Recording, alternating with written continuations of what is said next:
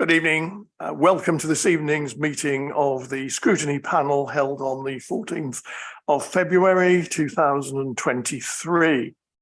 No practice evacuations planned for this evening, so if an alarm sounds, it will be for real. Please evacuate by going down the main staircase or the back staircase to the High Street or St Runwell Street, whichever you prefer. Meeting is being broadcast live over the internet on the Council's website and will be available to listen to afterwards. Discreet use of mobile phones and other devices is welcome, but you are requested to set them to silent and not use voice and camera flash functions. We'll have a break at 7:30 or the earliest convenient point thereafter if the meeting is still going at 7:30. I'm Dennis Willets, Councillor for Lexton and Braeswick Ward, Chairman of the panel. On my right. Thank you. Councillor Sue Lissymore, Frittygate Ward. Councillor Darius Laws, Rural North Ward. Councillor Mike Lilly, Rose, the Hive and Old Heath Ward. Councillor Lee Scordis, Old Heath, Hive and Rowhedge. Visiting portfolio holders. Good evening, Chair Committee. David King, Leader of the Council. Good evening, Pam Cock, Portfolio Holder for Heritage and Culture. Frank Hargrave, Museums and Culture Manager. Owen Howell, Democratic Services Officer. Mel Rundle, Safety and Protection Manager and Senior Support to Panel. Thank you. There are no substitutions at the moment, are there? There's no libs, are there? Mr. Chairman, we have notification that Councillor Arnold substituting for Councillor Smith, but she's currently delayed in traffic. Thank you.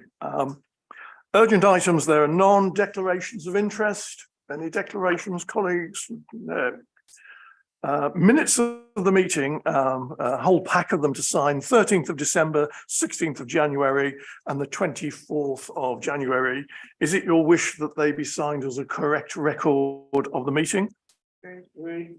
And in regard to the meeting on the 24th of January, two briefing notes were sent out to the panel, one on the Turnstone development, which is a matter of confidentiality, and one on the answering questions which the panel had raised, but were not showstoppers, but where we still wanted further information on the budget and medium-term financial forecast. They're not for discussion this evening, other than perhaps under item 9, but we just note that we have received those briefings in accordance with our wish.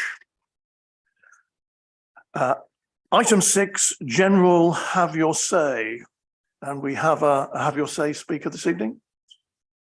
Short.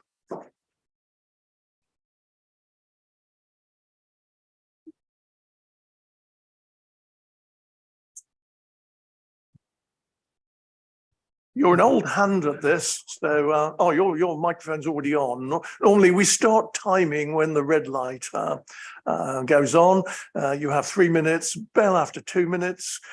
We will endeavour to answer any questions that arise from your talk to us. But we are the scrutiny panel, so we have no executive authority. We only ask questions, but the floor is yours for 3 minutes. Okay, Alan Short. I came to the Scrutiny Committee last summer to ask that the arrangements for the alumni development that we went through and the fact that we seem to back ourselves into several corners should be looked at by the Scrutiny Committee, to look at the processes that we used, to look at the involvement, for example, of Amphora trading, and the fact that we ended up in all sorts of difficulties, I think, in the end. The committee, I think, responded to the view that we should look at it, but that there were certain issues and problems to do with the relationship between the council and the County Council and with the developer. The developers' planning permission has now fallen. It fell on the 12th of December last year. And I cannot see or don't understand that there are any significant issues between the developer and the Borough Council. There may be some ongoing discussions between the developer and the County Council, but that I now feel that it should be added to the work programme and proceeded with in the normal way. Thank you, Mr. Shaw. After your last address on this subject to the scrutiny panel, I did inquire whether it would be appropriate to place the issue of alumno on the work programme, and alumno is a long project. I mean, it started some time ago. It's still going on. It still has not been fully resolved. And though the request really was to look at the way the project was set up and managed in its early stages, what decisions were taken, because there was a lack of clarity there. However, the monitoring officer advises that it would not be appropriate to look at any part of this project until all the legal issues are out of the way. 95% of the legal issues were resolved by the High Court in October, but there are still some residual matters which may be of contractual confidence, which have not yet been cleared, mainly between the County Council and alumno, but also affecting, in a way that I don't understand, but I'm told that it does affect the City Council. So the options which were placed before us was that we could scrutinise those issues in private, but we would then not be able to tell you and the other residents what our opinion was and what lessons might have been learned in regard to the way the contract was negotiated. So that is the dilemma we find ourselves in. My view is that we should only be scrutinising those things which can be done in public unless there are exceptional circumstances, and there is discussion as to whether this is an exceptional circumstance. So that's the view that I have as chair of this panel.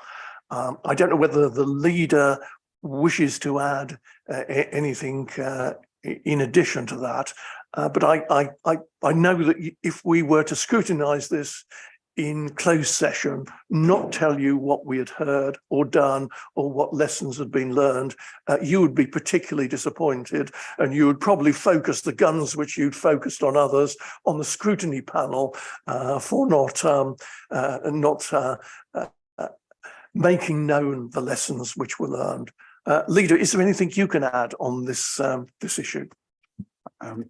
Not really. You summarised it as I understood it, Chair. And I do want to just say that I acknowledge that there is a legitimate public interest in this, that we ought to see what lessons we can learn, although I suspect they'll be specific to the site and the relationships of the time.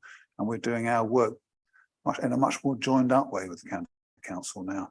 And I think there's a lot to gain from that. So in that sense, we know what we took away most from this not happening, irrespective of where you stood in the argument. That's already been taken into account, but the discussion will be right, but it's not for now, is what I understand as well. You have another minute to address this on your response. I think it's worth pointing out that when cabinet governance was established for councils, the idea was to sort of replicate the system that applies in Parliament, and that instead of individual committees holding the executives to account, there had to be something equivalent to the parliamentary committee that exists for each of the main secretaries of state. Now, we're not big enough for that, and so the scrutiny committee was set up specifically to look at how we did things and to work out how we could do things better in the future. So it seems to me that it is something that needs to be done, and if we end up with this, I mean, it's starting to sound like the John Dice versus John Dice case in Dickens, it'll only be finally resolved when the lawyers have taken all of our money. That work should be done, and I think it should be done soon before we lose sight of it.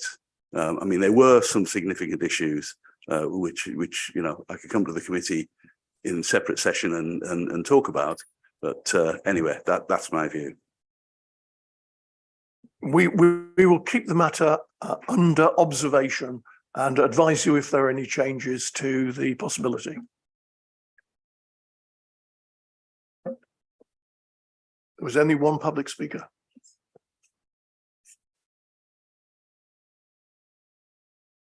Item 7, decisions taken under special urgency provisions. There are none. Item 8, cabinet or portfolio holder decisions called in for review. There have been none. Item 9A and B, items requested by members of the panel or by other members of the council. As far as I know, we have no additional items by members of the panel to add to the work programme, but we have had a request from Councillor William Sunnox, who is not here this evening, but has sent in a written request. Owen, can you advise us of the circumstances? Yes, following the release of the briefing notes today and circulation to members of the panel and to Councillor Sunnox, who was sitting as a substitute for Councillor Lissimore at that meeting in question, Councillor Sunnox has requested an item be added to the Scrutiny Panel's work programme. And Mr. Chair, would you like me to read that out? Please. Yeah. Councillor Sunnox requests, please can I request that the Northern Gateway strip lease arrangement be put on the agenda for a future Scrutiny Panel meeting. It may be necessary to do that in a closed session due to commercial sensitivity. Request ends. So panel has a decision to make whether or not to schedule that for the next available meeting, which I would say, given the terms of the overview and scrutiny rules, would probably be the 15th of March, as the 14th of March is a very heavy agenda already, Mr. Chairman. So I will leave that decision to panel members as to whether or not to agree to have it scheduled and whether or not to agree to schedule it for the 15th.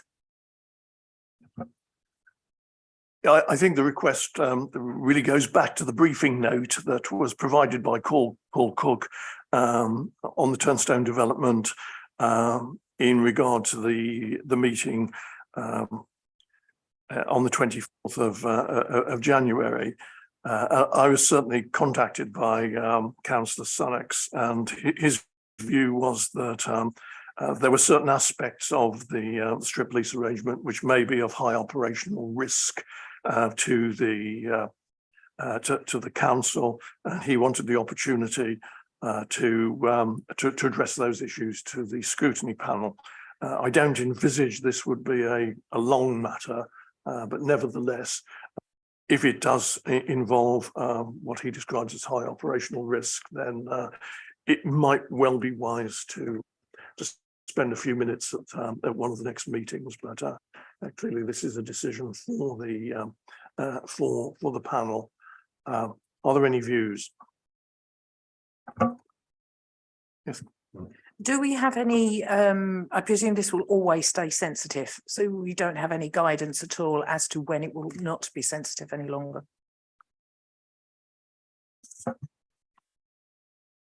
I would see this as being a matter of significant commercial sensitivity.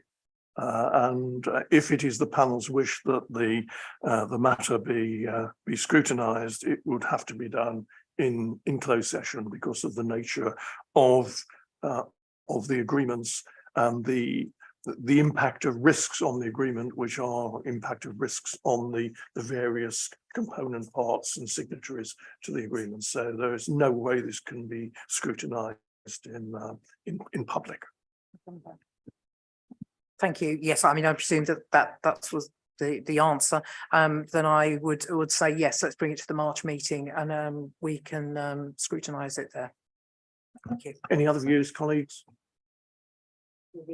So would it be your wish that we look at this at Owen is suggesting the 16th? The 15th, yeah, we haven't got a meeting on the 16th, have we? On the 15th. But we already have a fairly heavy agenda, so I think that it will have to be a quick run through because we've already discussed some of these issues under our budget considerations. So this is just looking at a very narrow issue which was felt had not been fully covered to the satisfaction of some members of the council. So we do it on that evening, but we make clear to everyone that this is going to be just a short, quick snapshot of what's happening to assure ourselves that the risks are acceptable. Yeah. Thank you, colleagues.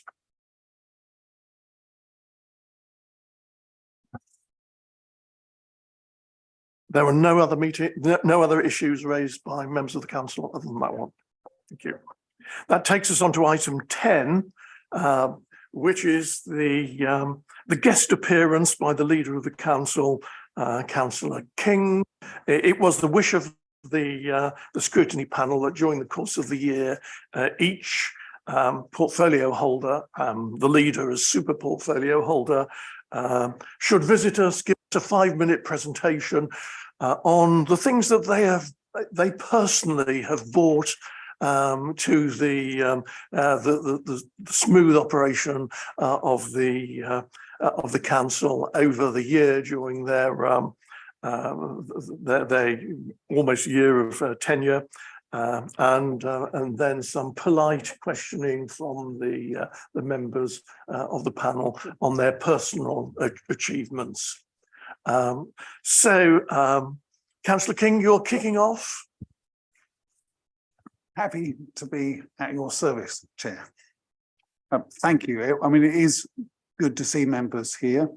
I place a real value, as you know, on scrutiny and the other panels. I attend as many as I sensibly can, and so I welcome the opportunity to have a conversation here, and that's how I hope it will be. Otherwise, my 5 minutes will become a huge monologue, Chair, and you won't want that. So, looking at the responsibilities for the leader of the council, as others will know, it can actually be as rich and wide and deep as the leader in the strong cabinet system wants it to be, but we very practically in Colchester ensure that it's seen as a team approach. And so my self-assessment, or yours is better, will be very much about how, as leader of the council, I hope to have represented us well, and served our collective purpose and enabled the cabinet team, the councillors as a whole, in all the ways in which we gather, to feel able to have a voice, have an influence, and materially say.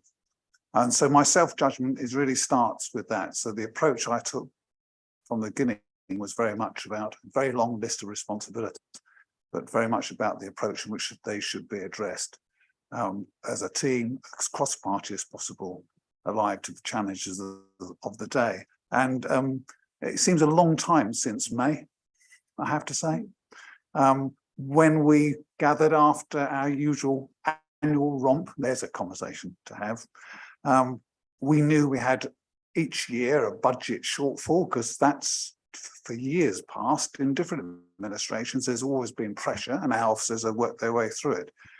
We knew that much. We knew we had turbulence because anybody wanted to sort of see what's happening in the world, in Eastern Europe and beyond. And we knew we had the shadows of the pandemic, which this council in the last administration and before that had really, with our officers, handled well as any had across the country. And it's still something we should take some pride in. And we knew we had supply chain and inflation issues. Okay, I came in, I have to say, I came in thinking, feeling quite chipper about this. This is the kind of thing that past experience for this person has equipped me reasonably well for. A cabinet that's diverse, and we have a conversation around numbers, but we've got some great people. I think objectively we'd say that across the chamber, but in the coalition, including my dear colleague to my right, Pam. So with that beginning, I thought this is cracky, and I started to look at what should matter most before challenge became crisis. And so if I was to mark my own homework and you were to, I think that would should be around how I've helped wider team, including the officer team, respond to the emerging crisis and how together and in the way I've described, we've sought to respond in a way that has long-term productivity. So making changes not just for the immediacy, which we had to do. We were running at sometimes £1 million over on the budget of the year we were in, but to respond to what we could see just over the curve into the next financial year. And it's a long list which you, Chair, will know well. So budget and CapEx and CCHL and Colchester Borough Homes and other issues illuminated in a very positive way also by the LGA review. The response to that is where I think I have personally made a difference, as much as any one person can, by bringing forward the best of the resource we've got and supporting. And I want to be really clear about this team approach. I remind myself, and sometimes fellow members, it might feel like it's us, but actually it's our officer team, and it's all our partners, it's that collective resource. How well we marshal them, individual councillors in any role, including those in cabinet, can make a real difference at pivotal moments through relationships and connection and by bringing things together. But in the end, we rely upon, let's be frank, the quality of the team that we attract and retain. We've got, in my view, with no disrespect to the previous chief exec, who was a formidable figure and rightly admired, we've got a very different, but in my view, a great chief exec who's right for the time, who's been at the front of quiet work, which has made a huge difference to the bottom line in terms of bringing money in from partners and reputationally, because the world around us is shifting under the stress, Chair, of difficult times to doing work differently. I personally quite like that, and I think some of the rest of us do, because under pressure, you can sometimes do things you wouldn't do before. And Pam and her team have worked really closely, and I think I could say with my good colleagues like Pam and others, Cabinet collectively can take some credit, and thus I can take an eighth of it for the way in which we've made sure that we haven't had an undue formality relationship and sequence between Cabinet and the senior leadership team. Their numbers are smaller. This is what we wanted. We want to take cost out of the organisation, be more efficient and effective. But the way in which decision-making, without lots of respect for different roles, have become fused together, that's a collaborative piece, but I'd like to think that I, and certainly the Cabinet team, have played a real part in that. So you have, although we're only just coming up towards the top of the hill, I think, and who knows what lies beyond it, you have the benefit of what we've learned in the last few years, which has made for a more effective senior leadership team, both political and officer, that has dealt with or is grappling with or has a way ahead on all the key issues that I mentioned, from money to organisation to ways of working. That's been actually brilliant, troubling, but brilliant to be a part of. And it has genuinely been a pleasure in that sense to see us getting to the point of lasting change. I'll stop there, Chair. There's a long list of positives any of us could talk to, because there, in the mix of difficult times, are lots of opportunities and many successes. Some of them have their roots in the past. Some of them have come through in this year. Some of them, as Darius will understand better than many, reflect the cooperation at our best we have that's cross-party, those of the MP with the council, with the county, which is where our real strengths in the future might lie if we want to deliver lasting change. That's my opening piece. Thank you. Thank you, Leader. I think one of the problems the scrutiny panel has in scrutinising your activity is that we've already done most of it. And we've looked at your excellent relationships, how you've been building bridges with all our major partners, particularly the county council. We've scrutinised your budget, the town deal, the peer review. So most of the really interesting topics we've already been through once, and I don't think we want to waste time by going through them again, although there may be other questions that our colleagues have.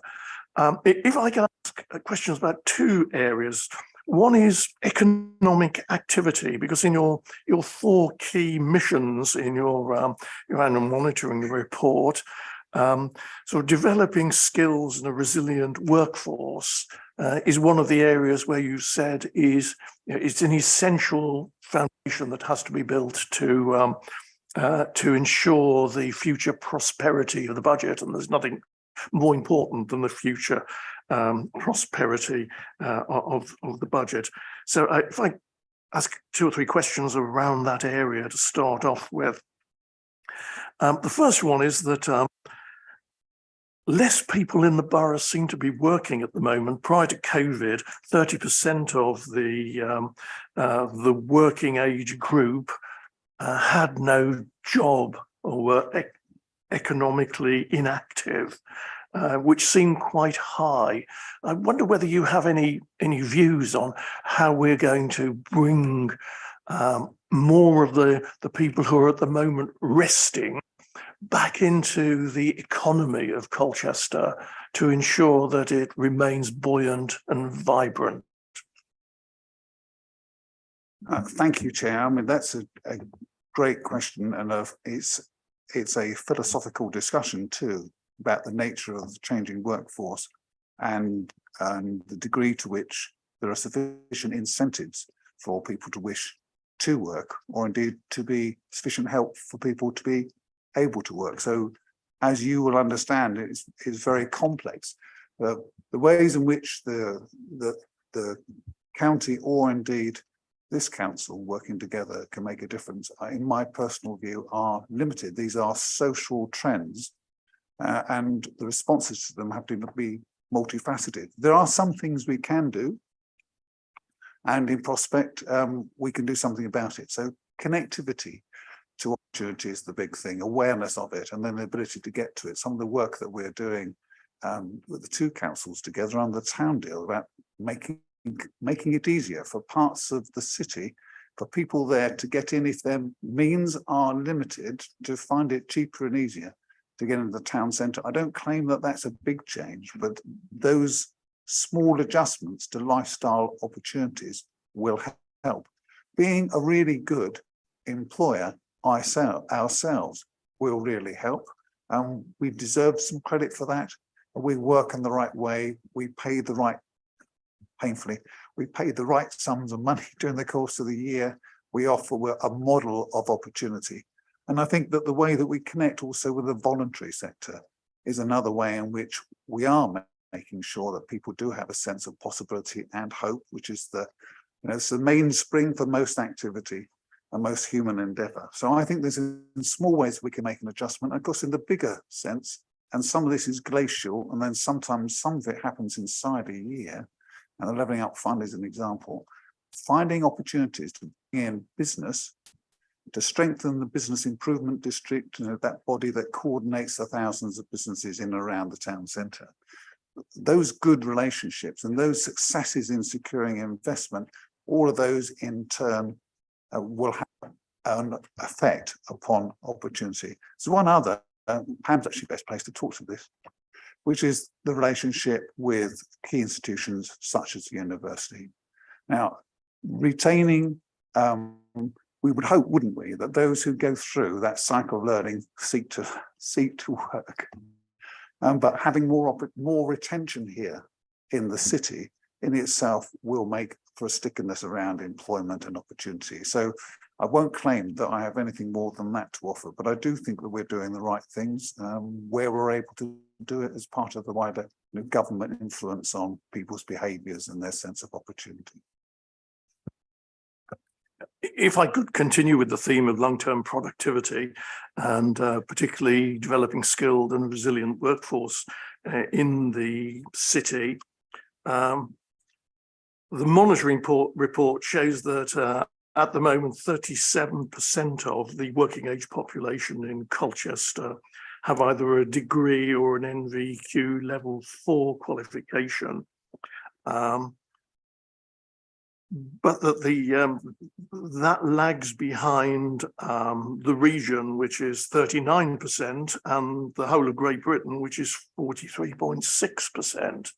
So while acknowledging long-term productivity and particularly the skills needed to place Colchester well on the map to attract future employees, just seems to be a little low. And you mentioned the relationship between council and the university, which is strong, council and the institute, I'm not quite sure how that is, and with other education partners.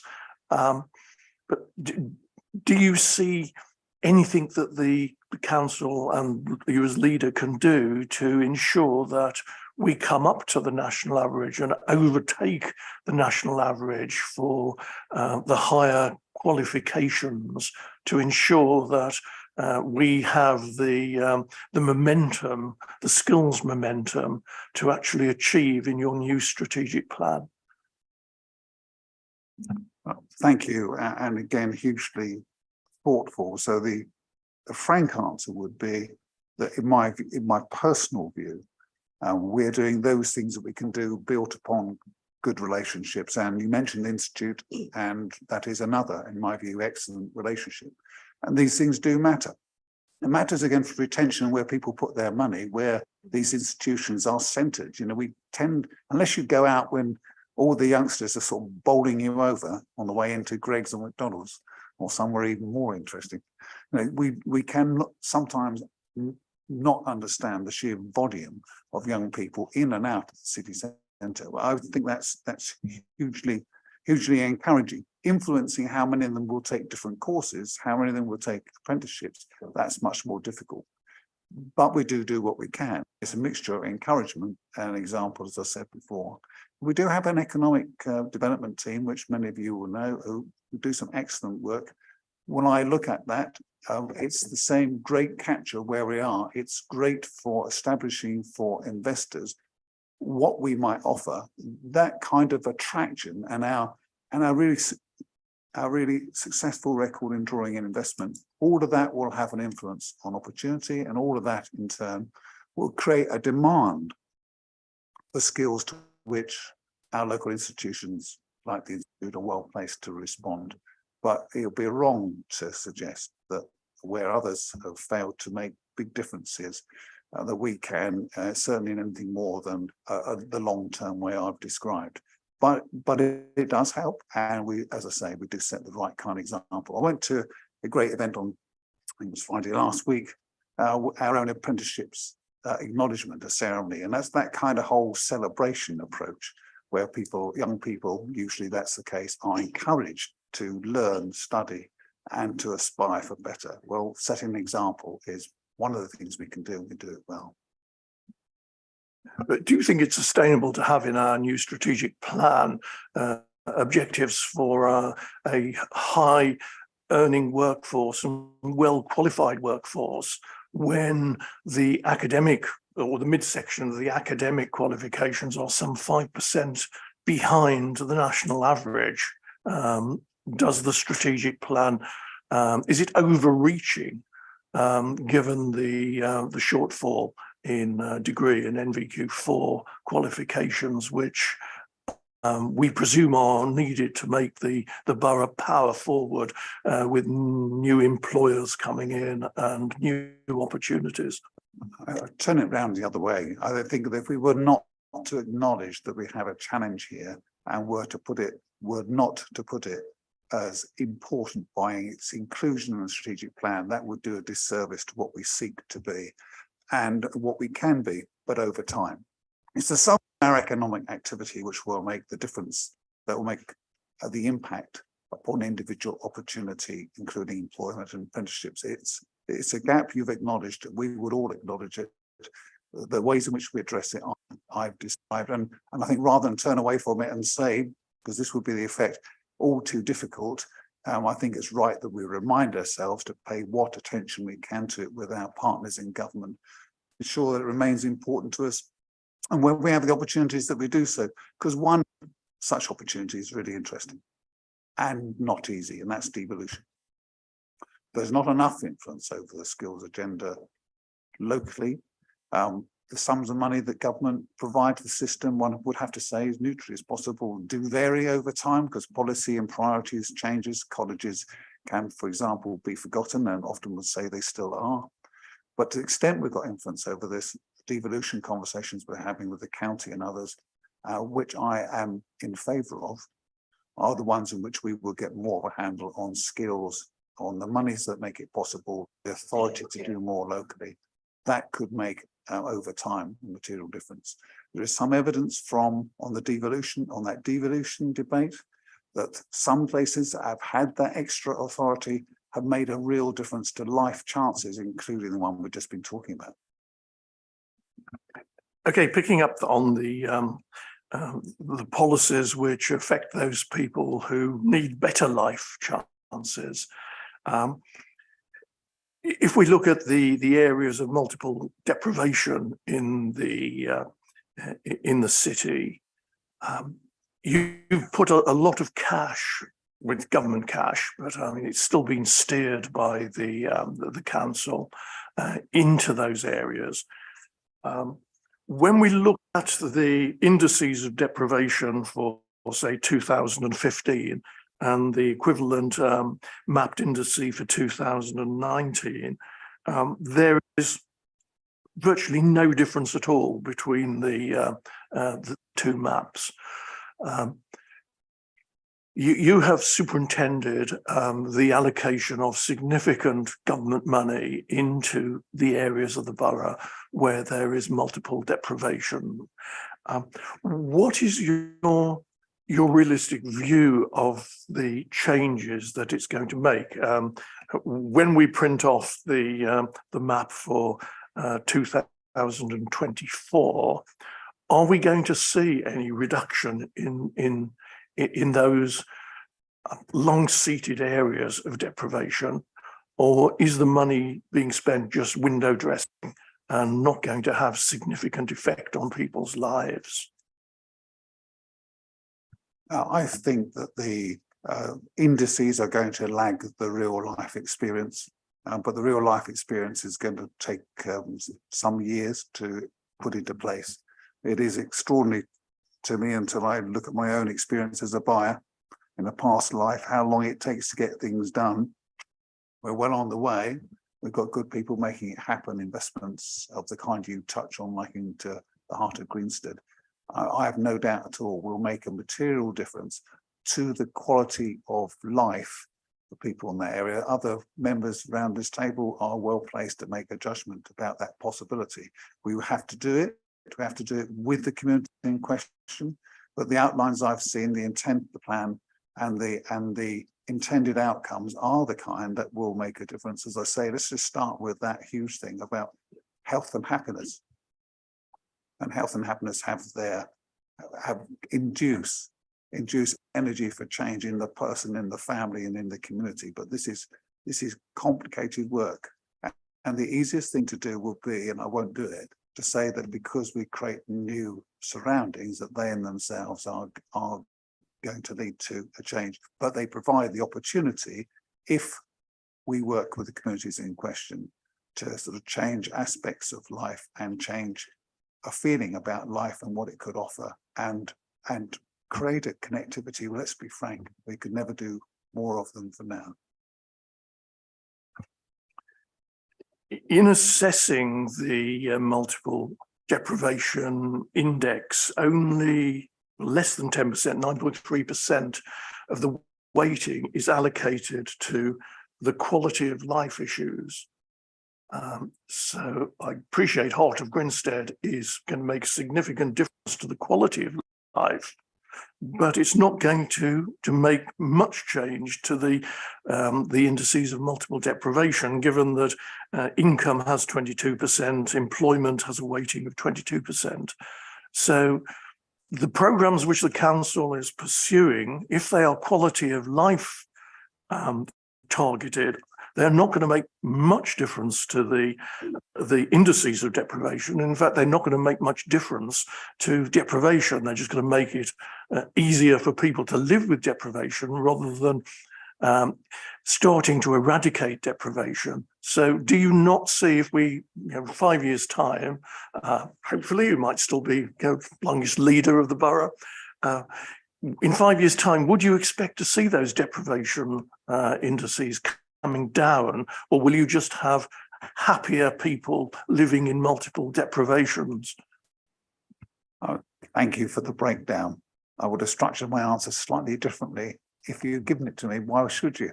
But I take the point, you know, the assessments of deprivation, and actually I'm pleased that we've got near a 10th allocated to sort of quality of life, but it does come together. It goes back up the earlier conversation we had, that if you provide opportunity, and part of this is pedal power, but opportunity to move, to feel pride in self, to feel a more value, to have more access to healthcare, all of these things come together to create in families in those areas a greater sense of possibility, and the greater sense of possibility is the spur. This is, with every respect, conservative mantra from the past. I must have imbibed it when I was younger. You know, that then or should lead more people to seek a better life, to seek the training, help and support, which will be more available locally and within the city as a whole. And out of that should come access to opportunity, including employment. But this good conversation leaves me in the same place, Chair, which is this is extraordinarily complex, and this is about doing, as a local authority, what we can do with our partners to start that process of making life better for people, an honourable end in itself, which I know you would support, and the basis that will influence other factors that make up the deprivation index, which will always lag the experience of the person because they are where they are. The data is always, in that sense, is always a moment receding away from us. What we can do is change the ways in which people think and live, help them to take some steps away from where they are now. It's not paternalistic. It's, in my view, it's around a sense of opportunity and a respect for people, which better houses, homes, better living space is more likely to induce. And out of that will come improvement, but it'll be a brave person. But 5 years away is a long time to say how much that would have changed from them. But it should be a movement for better. It's all any person would say. It's certainly all I would say. I'm hogging the question. Colleagues, who's next? Councillor Laws. Leader, you have one of these unique roles along with the mayor. You are really out there as an ambassador representing all of us in a way, and I know you do it very well. 3 areas of probing, if I may. Firstly, crisis comms.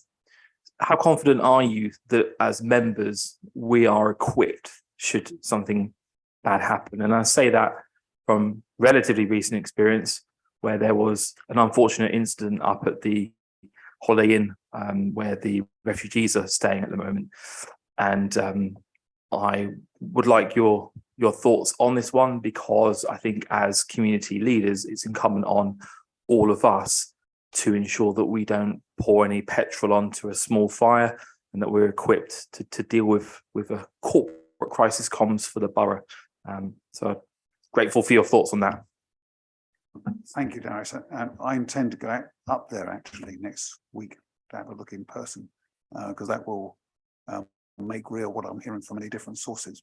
But to your question, I think there is some learning here. I found it very helpful to hear you just say that. So when I go through my weekly brief, what are we doing on comms and where are we going, talking to good people you will know, like Laura Hardesty and others. They're like this in response, but it is inevitably a lot of this is transmit based upon protocols and programs and things that need to be illustrated.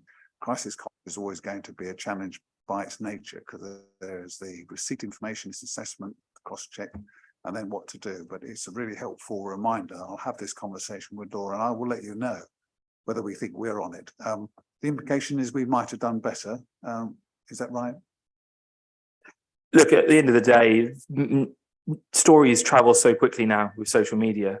I can't hold a comms officer responsible for not telling me as the ward councillor about an incident, but I just think that given that we have annual elections and therefore the prospect of a new administration virtually every year, I think we do need as members to be confident that we would know what to say in a crisis, whether that be an abduction, a rape, a murder, a violent incident in the city centre, because we're the guys and the gals that are out there, and everyone else who identifies however they wish to identify, we're out there communicating, and we need to make sure that we speak as one with a corporate hat on, I think.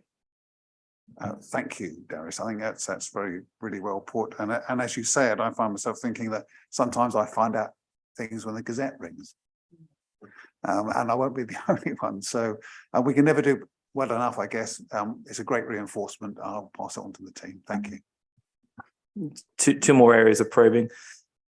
I note, because I occasionally look at the media across the border into Suffolk, and I see that Dr. Darren Poulter MP and Tom Hunt MP recently were quite scathing of Ipswich Borough Council and their handling of the Towns Fund deal projects there.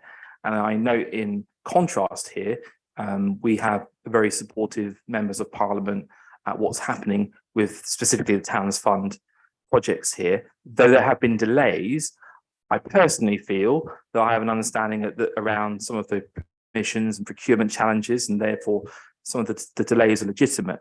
I just wondered if you give us an insight into where you think we're at in terms of the wider members of public, because I've travelled recently and seen in other towns and cities where they've got huge hoardings up with government, county, district or borough logos on, explaining to people explicitly with big pictures and probably big words what is happening here.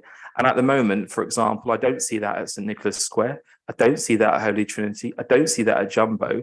And I think, are we missing a trick to take people with us? Because, you know, it might be that actually the reason why the county is not dealing with some of the wobbly pavements is because they're about to get refurbished as part of all of this external money that we've been lucky to get. I don't know. But I think that there could be some comms around that. I wonder what your thoughts were. I agree. I know that certainly talking about St Nick's, I know that they're working on that to do just that. In fact, Pam to my right was one of those who raised this rightly with the teams to say, just as you described it, don't lose the opportunity. And the opportunity is obviously twofold. One, to be positive about the future, which does nobody any harm, and people are often interested. You know, quite a few of us are sad enough to stop and look at an explanation of what's coming. And two, because we're asking for patience with change that can be disruptive. And on the latter point, on the wider piece of change coming through town deal and otherwise, you know, there's going to be a real neat trick for us all about ensuring, when there are so many dependencies on others, highways is no critique, won't myself do that. The highways and others, it's so difficult to get things done, still is, despite working jointly.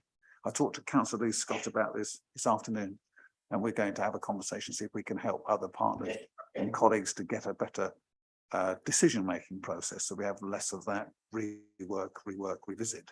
But the point I want to make, the deeper point is, it's fantastic. We've got a tide of regeneration and change coming through. You know, cities, if they're lucky, have it. Then it's about the timing. Our timing is just spot on for Colchester. It goes with city status at one level. That really matters because you can reinforce it with change for better, which you can use, market, sell, point to, and people pick up. That's really it. But also it's a change that fits the new economic circumstances we've got. You know, we've gone through, I reckon, the heart of the internet change, the change in shopping styles and culture. So we've got a lot coming through, Chair, through the city and around the city in the next few years, and it will be brilliant. But big but, if we don't get the timings right, we don't manage it well collectively, and if we don't explain it well and get people to feel a sense of a narrative, conversation we've been having and we'll have to keep having, then it will be a rougher journey than it needs to be. So thank you. It's a really good point, and you will see more on this. My final question, and I think I'd probably also put this question to Councillor Cox, is around the narrative, is around the city, and two really. Whilst we appreciate that money is difficult and we can't just go and commission a swanky Hoxton agency to come up with a brand identity for Colchester, which will then inform epic amounts of signage and all of that. I understand that we have to do things incrementally, but at the same time, I'm really frustrated in seeing big white rusty signs that say we are Britain's oldest recorded town, that have our twinned town city flags on.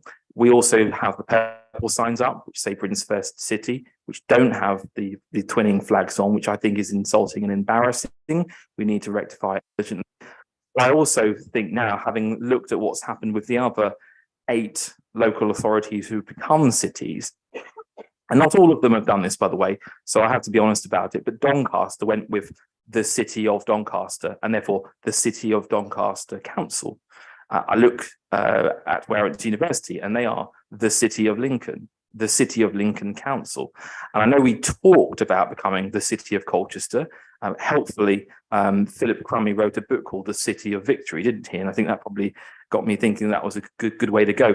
Are we making a mistake in sticking with Colchester City Council? Or is this a learning curve? And is this a live conversation that we should all be alive to and can work on together? But I'm coming to a view that quite possibly when we had that event in the Moot Hall, that maybe Colchester City Council shouldn't have been the set of words on there that we went with. I wondered what your thoughts were. Do you want to put these questions to the leader or in the next session and with both, Chair, if that's okay. Okay, as long as you're happy. Let's hope Pam and I have a similar view, or if not, it'll just be interesting, won't it? So that'll be fine. I sort of pause because you and I have had this conversation several times, and I value the conversation, and there is a debate to be had about which may suit, but actually I think it's the least important thing. What does matter is that when people come to our city, this point I do take, that place doesn't look scruffy, right? The signage is updated, whatever it may say, and that our communications around our city talk to what matters most about the city, because it will be the essence of it that will stick with people, not whether it's got the City of Colchester or whether what we quite call the council. Most of us trying to drop words off when we got long sentence. Colchester City Council, CCC works all right, I think, in that. So I think it's the essentials we've got to focus on, but I absolutely, the cosmetics do have a role. Those who've seen the celebration, and Pam will talk to this, the celebration ahead, and that brilliant banner certainly works for me, multi-coloured, and a real glimpse of the many things we have beyond the narrow, traditional, and I think outdated way of looking at the centre just here. It's much more than that. That great banner is just another illustration for me of how the messaging and the expression of this is what matters, and Pam can talk to that, and I can help if necessary. We're going to do some great work on that. The view of the city to our residents, some will change it for the better, I think, but certainly for visitors and those away from here who, when they come here, mostly say, this is such a great place to live, and it is. And I think that's more important, Darius, but it's a fair point and take.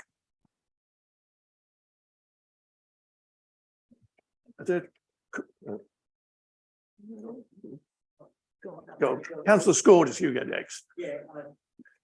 I don't know if Pam was going to come in then, or are you waiting till Pam's bit? Yes, I'd like to keep them separate if possible, so that we get the unique opinion of each portfolio holder. Yeah, okay, brilliant. So my questions were around the future of the town centre and business in the town, as we're kind of in a precarious place at the moment. Cost of living is really hitting people. The bills and so forth are not reducing as we'd like to see them. A lot of people still recovering from Christmas shopping. So I'm wondering how talks are going with Marks and Spencer's about the empty building, and also Debenhams, which has obviously changed the character of the town centre a lot. And also regarding Stane Park, it came up about the issue came up about too much traffic and it's regularly gridlock. I wonder if we're in discussion with Stane Park about, and the bus companies, about a regular bus that does go there and services more parts of the town, city, sorry. Thank you, Lee. Some of this I'm just not up to date enough with, I'll be frank, because these things come and go. But let me give you the best that I can. I think in terms of business, the most important thing is the actual footfall, vibrancy, and profitability. of the city centre. Now, I don't have who would want it to look at everybody's books, but the sense I get from the relationship we have with the bid and talking, as I did a couple of weeks ago, to some of the leaders, including some of the prime businesses in the city centre, is actually Colchester's doing pretty good. The data was better than expected around Christmas time and on. I know from at least, as I say, I won't mention a name, one particular prime business saying once that one of the best in the group. There is a sense of negotiation going on that could be profitable about drawing people in. There's something, city status is the words I heard, that brands will look at a place a little different for that reason. And occupancy levels, my understanding, are better than the national average, the regional average, and Ipswich. Right?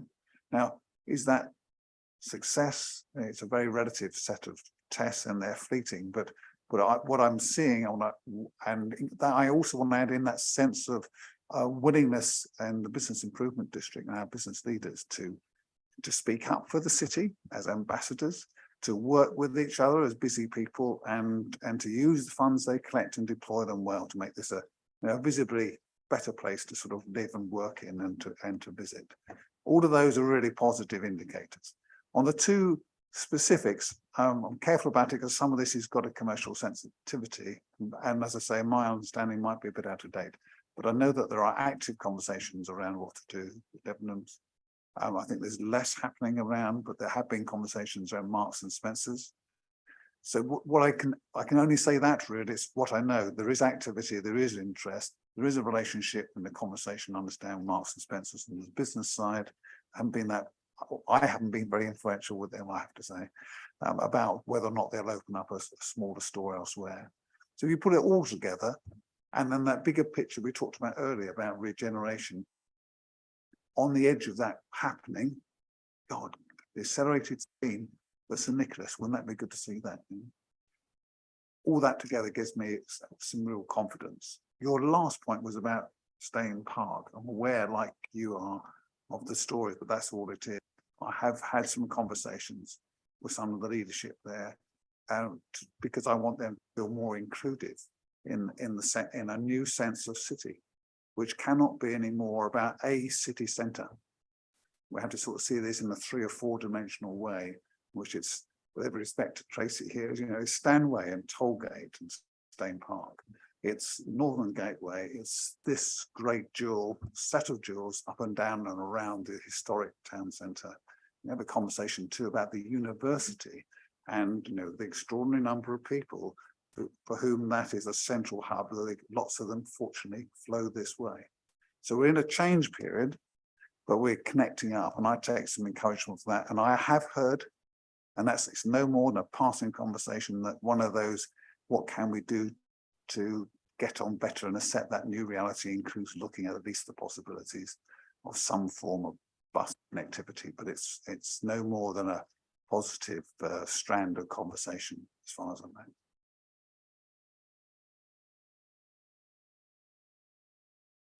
Can I just ask a question arising from your answer to Councillor Scordis? You spoke loquaciously about relationship with the town centre bid, and there was a sort of throwaway remark that you had perhaps seen the people from Tollgate, but it was not in the same sort of friendly tone in which you mentioned it. Given that we know M&S has declared that it, Sainsbury's has declared that there are days on which it's taking more than £1 million, and M&S will not disclose what their takings are on a daily basis, but it doesn't take much of a slide rule to work out what it is that we have businesses now on the periphery which are massively outpacing the retail takings in the town centre. Do you see an equivalence of treatment between, say, Tollgate City and the traditional city centre, or will the council always have a bias towards the traditional, the historic city centre? thank you for the opportunity to be less loquacious and more warm to those beyond the city centre. Now, look, I'm just a bit careful about talking about people and relationships, which from my perspective are young, but there's absolutely, I'm really committed. I go back to the remarks I made earlier about us growing up to accept the realities we've got now we face, which is we're not the town centre that we used to be, and some will regret that. But it is just what it is. The city council's approach, in my view, should be, and it's set out in our economic approach, is to welcome good employers, good employment opportunity, and that includes retail opportunity. And we have to, and I think we have, and I think businesses elsewhere are getting over the fact that they didn't like some of this happening. Let's be frank, court cases and planning battles. And then some years go by, we are where we are. So we have to make the most of this. But saying it like that so soberly, it's a positive thing for me. People living where Councillor Arnold are, and the other side will, at their best, I'm sure, value what they've got.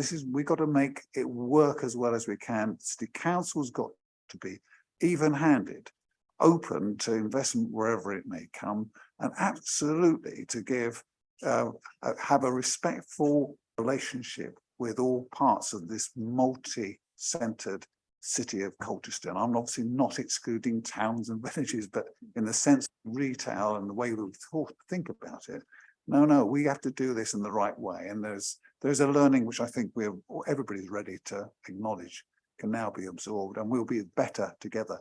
That's the real trick, is where we go next, actually, about how we can sort of connect up, and the way in which Councillor Scordis's remarks about buses and physical sustainable transport alluded to. Melissa Moore. Thank you. One subject, it's not quite sort of within your portfolio really, but I really believe it is. I'd like you really to close your eyes and dream. How do you see the future? And on one particular very, very big subject, which is devolution. Now, we've all seen the political literature that's been going out for quite a few years from your own political group, saying that you want, there to be Colchester to have more control. You haven't particularly grabbed for that in the past, but I would like you to dream. I would like you to say, well, how would you like to see it in the future? Colchester City Councils, what would be under their control? What would be their status? Well, let's set the politics aside, because I'm not always that interested in that. I have to be, to the extent that's necessary, as we all have to be.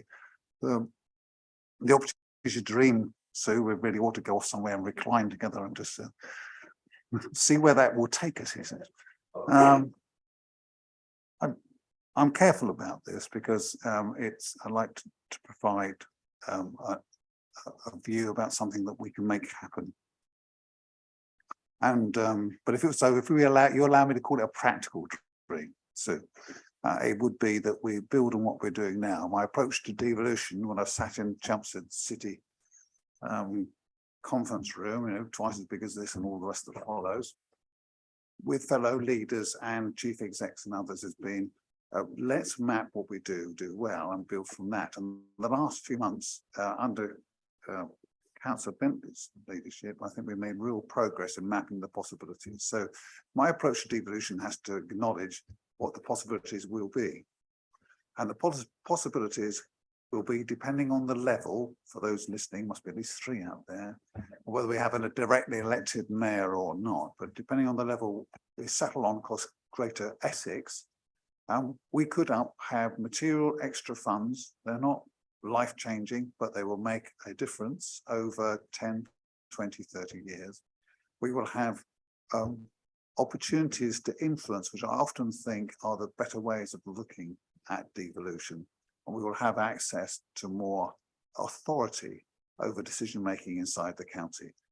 As a district council, the risk that many members will have if they're thoughtful about this would be, will that process leave the district council with less or more influence, and then you've got a separate judgment, haven't we? Which is best for our residents. Now that's how it's framed by Kevin, and that actually works for me. So the best thing for residents would be more local authority, whatever that might mean depends on the package, but a bigger voice across the whole of Greater Essex. So we're able to influence, transport, collective skills and education, and all of those kind of things, which are not easily always managed locally. Some of them can be, but certainly transport can't be. So I think it depends on the deal we get. But having a strong voice there, and I think we're well placed for that at the moment. My practical dream would be that we extract as much value out of that as we can, and that cross-party is, I think, something we'd all welcome. Thank you for that.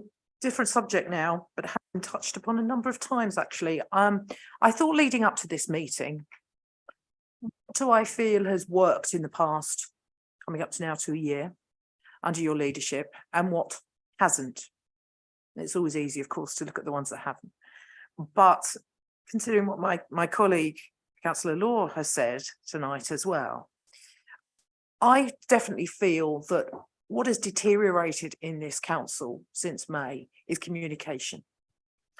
And I'm not just talking about big communication, I'm talking about little communication.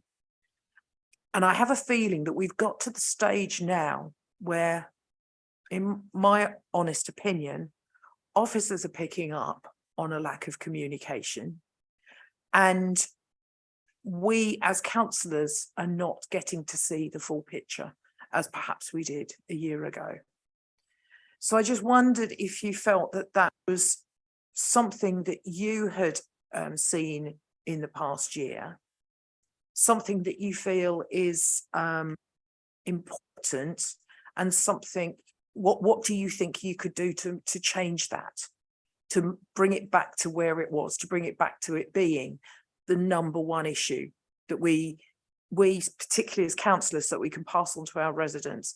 We get to hear about decisions before they become public knowledge, and that we are included in the not just the communication path, but also in the decision-making process.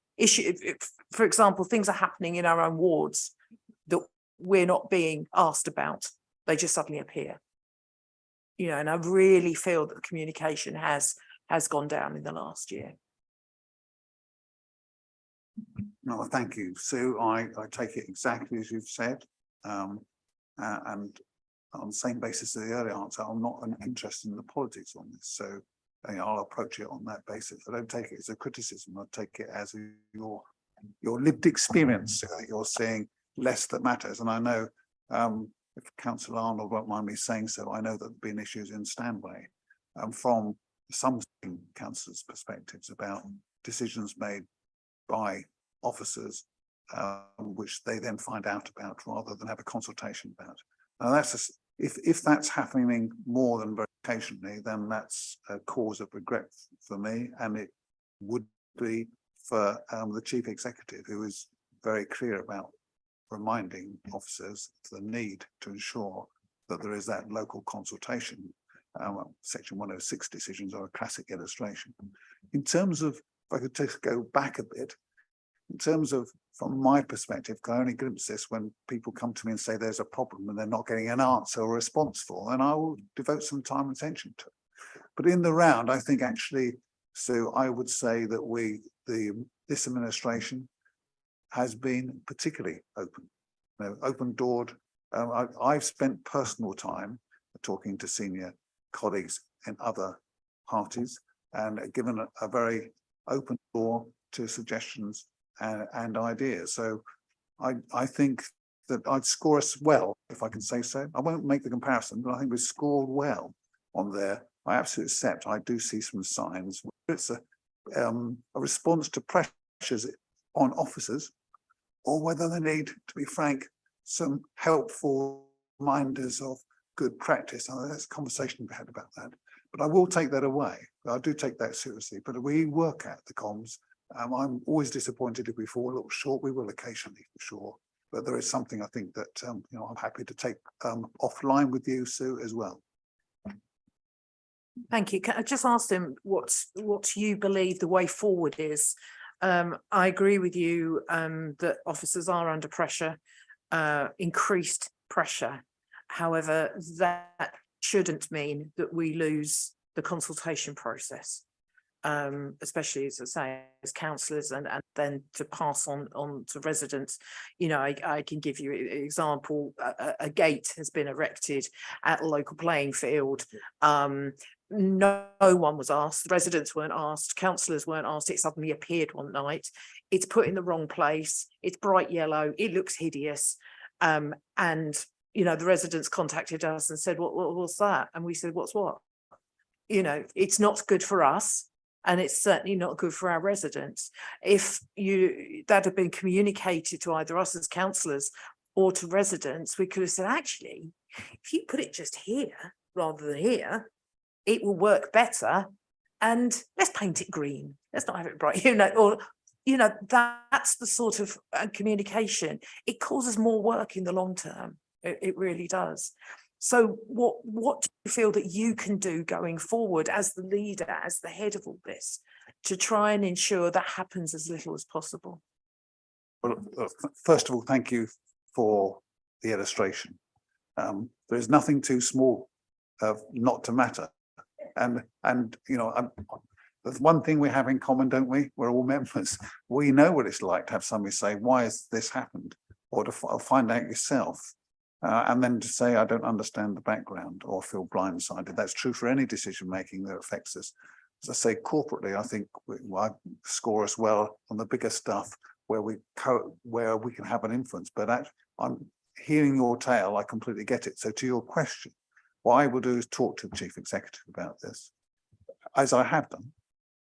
I had a meeting with the communities team in person a couple of months ago with a couple of members on this kind of issue, and got an acceptance that, for whatever set of reasons, officers hadn't been following as they should that kind of consultation, engagement, and awareness process that makes life easier. And I take your point, it's smarter working, frankly. You get less pushback to you, and then you give less pushback to officers, and it makes for a better circle.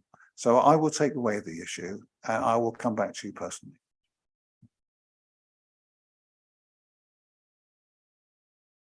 Councillor Lilly.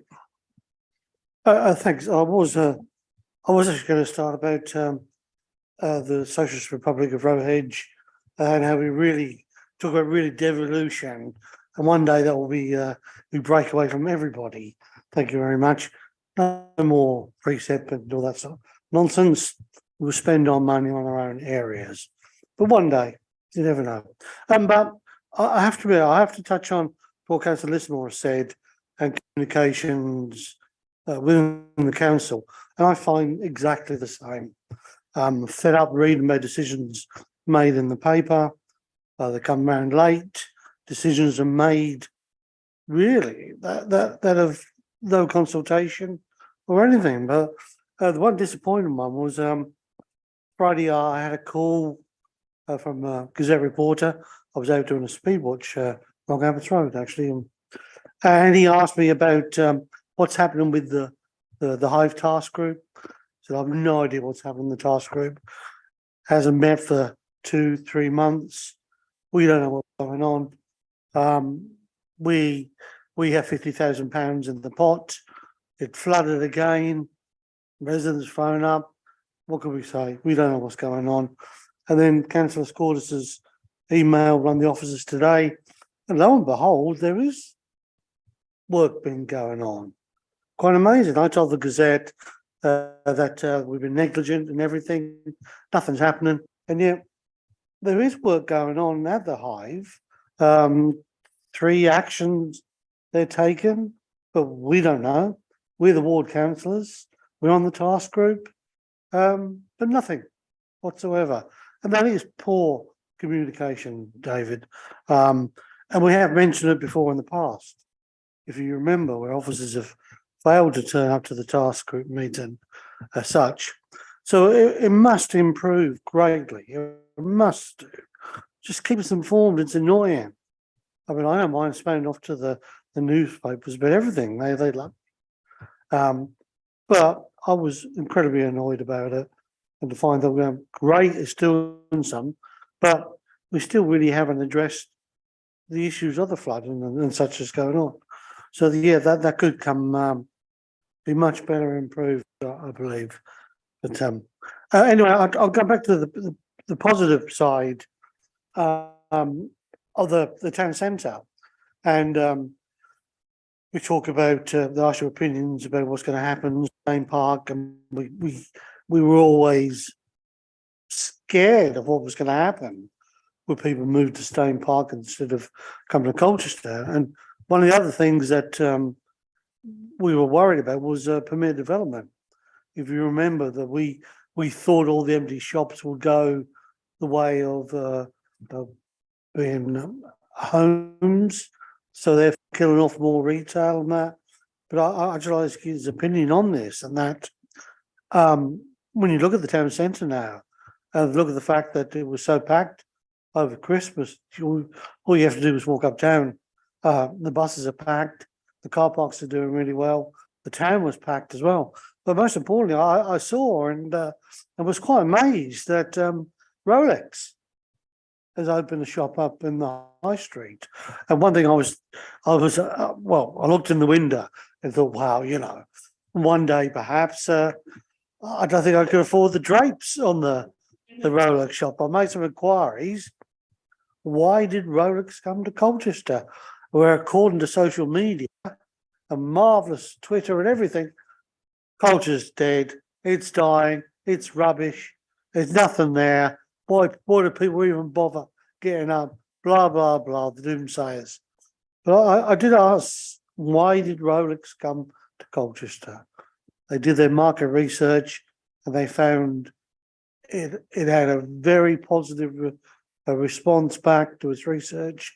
It was the ideal place for them to set up a shop. I think they've spent an incredible amount of money on the display, mainly because there has to be security conscience as well. But what an achievement. And I would have liked to send more publicity for that shop, because it is a big thing that we have.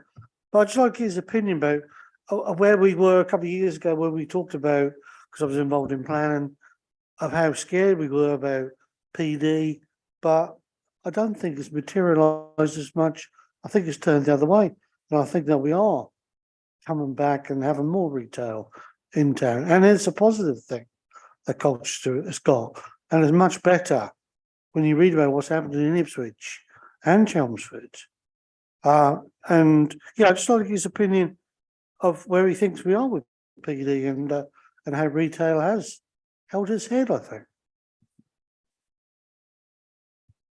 Thank you, Mike. First of all, again, an apology on behalf of us collectively for any shortfall in comms, and as per my promise to Sue, I will drop a line to members and just remind them if they've got issues, then who they should go to, but I will pick that up. In terms of the sense and feel of the city centre, which is your primary point, and Rolex, funnily enough, I got a call from those people doing that original market research. I'd love to claim all the credit for them, but I suspect it wasn't just one voice amongst many. But when you're able to talk to what's happening, it's really, it was an illustration, I think, for me, if I go back to that conversation, it must be feels like a couple of years ago, perhaps it was less. What they were interested in was a sense of change in the city. So the story of renewal and then the evidence of it, and they obviously, there's lots of cross checks, but that sense will drive investment decisions. So you're absolutely right. It's great to have any investment that provides opportunity for people. And they were making their decisions based, I suspect, in part on the proximity to the other side of the road, shall we say. But that sense of who was around them and location. So vibrancy, buzz, investment, all those things led them to do it. And there's a contagion you can have, which is positive or negative. We know which sort we want. We've got a positive influence and a positive spirit of recent events accumulating in the way in which will give a sense of buzz around the city. And when Pam talks to to the year ahead, which we're going to have some great events in the city, which will draw in extra thousands of people. We'll be on that road we want of making sure that people understand the city for what it is and the attraction it has to offer. So no, I'm really encouraged by it. Thank you for the question.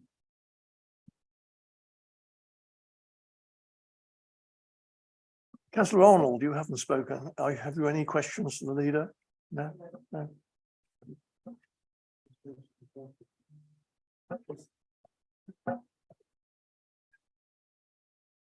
Okay, well, leader, can I thank you for attending? It's always a delight to have you appear at the scrutiny panel because your answers are always so clear and to the point, and you endeavour to answer every question, no evasions at all this evening, and it really is a delight to hear your personal opinions on what you've achieved and what you see as the future of the city. So can I thank you for attending?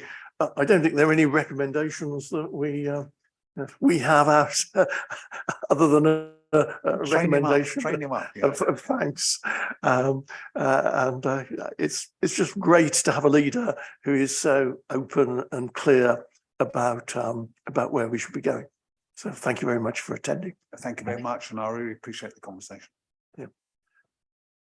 It is now 19:21.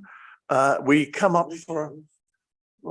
So you're on this phone. You wish it was 1921, yes, okay. Yeah, you can probably remember it. It's a bit hazy for me. We normally break at 19:30. So shall we have a 5-minute break now and then pitch into to Councillor Cox's portfolio? Okay, yep. Thank you. So we adjourn for 5 minutes.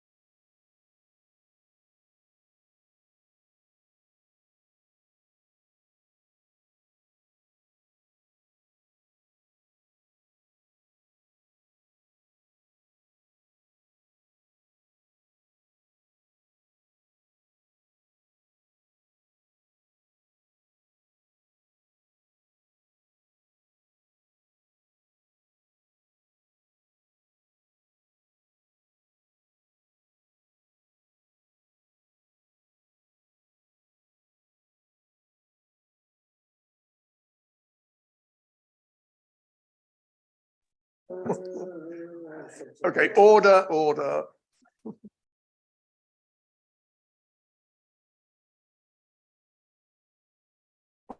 We're back online. Richard, we're back online, so behave, please. Order.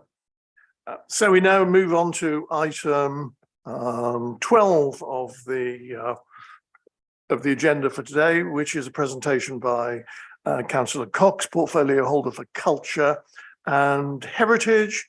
The floor is yours for 5 minutes, then we'll start asking you questions. Thank you. Thank you very much. And I can't think of a better way to spend Valentine's evening. Such is our love for our city. So I very much enjoyed my role as portfolio holder for culture and heritage since taking this on last May. It's been a very steep learning curve. I'm sure I've still got lots to learn. Very happy to hear from you on what that might be. I think I inherited a very well managed portfolio from Councillor Laws and his predecessor, Councillor Young. I'm very fortunate to work with extremely talented and passionate, committed people within the council and across our local arts and cultural and heritage organisations, including Frank to my right here. I took on the role, as you know, just pretty much soon after we were granted city status, and that's proved to be a big bonus and one that I'm keen to make sure we capitalise on. It's not absolutely easy to know how best to do that, but I think we can have a discussion about that for sure. And I also took on the role, as you'll also know, during one of the toughest financial years this city has ever known, and that has proved to be extremely challenging in many respects, as I'm sure you'll understand.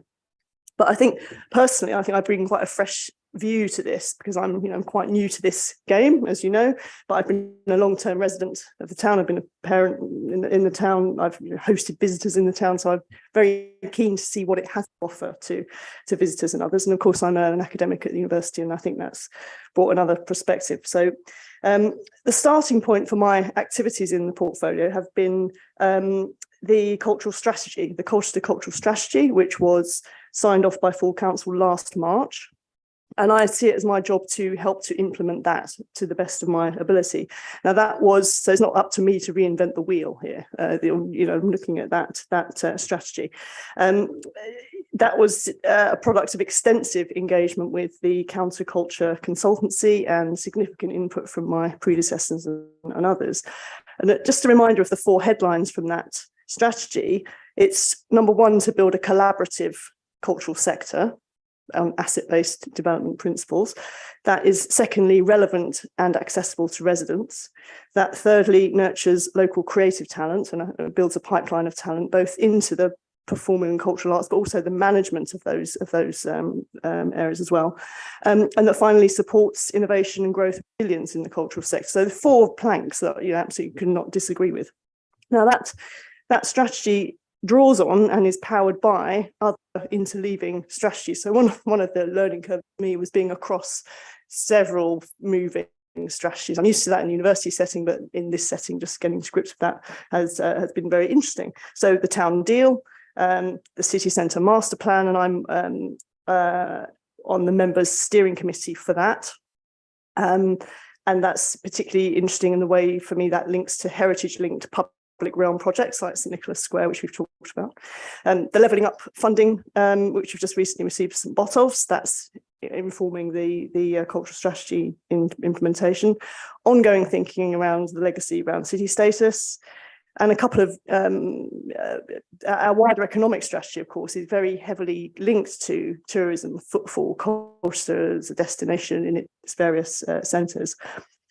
More recently, we've been looking at a review of the council's capital programme and a review of its assets, led by Lucy Bredman and Mandy Barker, respectively. And of course, they have a bearing on the cultural plan because many of those capital programmes and those assets are heritage linked. So as a cabinet member, I'm having to be across all of those strategies and then helping to operationalise them where possible in line with that plan. So I guess that overarching strategy is implemented by a number of groups, the NPOs, our national portfolio organisations, the Mercury First Site, the Arts Centre, Castle Museum and Signals, our new one. Now they're all in good shape and they've all retained or seen an uplift in their NPO funding, including a new award for signals. But of course, they're all feeling the impact of energy costs and a fairly slow public recovery, I think, in terms of audience numbers. Many, Stephen Mercury will tell you that, it's having to really work to get the audiences in. But they're countering that through really ambitious programming. In the last few months, you probably know that Colchester has played host to or will play host to performers from Russian dissident band Pussy Riot at the Arts Centre to the London Mozart players at the Mercury. I mean, it's a very rich cultural mix that we have here. The London Mozart players are coming on Thursday. It's the first time we've had a major orchestra here for many years. The museum pulled in large numbers of people with Wicked Spirits and promises to do the same again with Gladiators this summer with borrowed items from the British Museum. First Sight was packed last weekend with the Big Women exhibition curated by Sarah Lucas. These are major national artists, and was packed a few weeks ago for the East Anglia Sustain Festival, where I got to ride in a hydrogen car, for example. So we're doing there's really exciting stuff happening every weekend. There's something going on. Now I've spoken at all the events from Wicked Spirits to all those things I've mentioned, because I do see it as my role to be an active champion for these events and to actively promote them. And below that level of promotion, thinking about how to work to support those MPOs, to encourage them to share data where possible in line with the cultural strategy, to ensure that they can meet and exceed the Arts Council obligations in order to ensure that we retain that NPO money. Of course, we're the beneficiaries of money coming out of London into counties surrounding London and further afield. So we've done well there, I think. So another group that I work with to help deliver that cultural strategy are the Creative Colchester Partnership. You may know, chaired by Hannah Loftus. I'm regularly in touch with her and others, and I attend all those meetings. As you may know, they're hiring a programme manager with money that they've gained from the UK Shared Prosperity Fund, which is a fund that replaced in part EU cultural funding. So the European Social Fund is being put to good use there in Colchester Creative Partnership. I do think they can't necessarily deliver all of this. We need to support that organisation quite considerably, I think, with the strength as well. Another group that are very key to the delivery of that strategy are the BID, and we've heard a lot about that from David already, that group, and it's been a pleasure to work with Sam Good and his team. We've done a number of very concrete things. So yes, it's all about strategy, but it's also about operationalising that strategy. So one of the things Sam and I were doing was working with the university to get new starters, first years down into town. So how do you do it? We produced as an immediate flyer with a QR code that gave them discounts to set businesses over a 48-hour period. So you had to come down and use it there and then. Just stuff. So we need to do this 3 times a year. We need to do it Freshers Week, Christmas, Valentine's Night. Hopefully they're doing that, and something around graduation as well, when the world comes to Colchester. So very practical stuff as well as the strategic things. Also been working with Sam on talking about a new approach to marketing that reduces duplication across different channels. So you may have seen this flyer for in Colchester. So that's a really brilliant app now. It's working as a listings scheme as well. So it's a little bit funkier than perhaps we've had in the past. So I think there's room to have different marketing styles. Final thing I'm looking at with Sam at the moment is to get that space cleared between First Sight and the Curzon, which is where the alumni site was due to be built. It's now hoardings surrounded by buddleia bursting out all over the place, and it would be really lovely to clear that and have that usable for pop-up events during the summer on a simple license basis, and we're edging forward to that. So I'm very keen on the strategy, but I'm also very super keen on the operational and what's happening on the ground, because it is the small things that matter, and the change on the ground that matters. What else? I think just that cultural strategy is delivered by hundreds of other groups, which I won't name in detail because I work with many of them, but from the organisers of the Fringe Festival, Steve Goatman and people, to the volunteers running the Roman Circus Centre. So it's a really eclectic mix of things that we've got here. And I would just mention that the circus, because I know people are very interested in that, and I'm personally very interested in that. I was pleased to have argued for an extension to the city centre master plan boundaries to include a dotted line which encircled the circus, which doesn't mean that funding will necessarily go to it, but it does mean that it's included in public realm thinking and it's no longer just on the wrong side of Southway. So a small thing, but I'm very proud of that particular one. So I've also convened and chaired the Roman Circus Working Group, including representatives from Historic England and others, in very early talks with university experts on virtual heritage and their industry partners around how we might create 3D interpretations of the circus using our 5G infrastructure. So the 5G infrastructure gives us such an advantage in heritage and other spheres, and we really need to do more on that. And as a ward councillor for the area around the circus, I'm talking to the developers who are going to be working on the former Abro site. So I just want to give you really a flavour of the kinds of things I've been doing. It's guided by the cultural strategy, which is being delivered by the partners I've mentioned. So it's absolutely my job to work with those partners, and whilst then representing heritage and culture within the cabinet in a year of very, very straitened times. So it's been interesting. Thank you. Oh, I did say one thing. I just gave you a copy of the visitor guide, and in the centre of that, there is a bit about the year of celebration, and it just gives you, well, it gives a visitor a kind of sense of what's going on. And it was a really tricky balance to strike between things that are in the city centre, like the castle, and things that are outside, say Mersey Regatta or Leomani, but wrapping Leomani into our cultural offer is really key. Wrapping the zoo into our cultural offer is really key. We haven't always been able to manage to do that quite successfully in the past.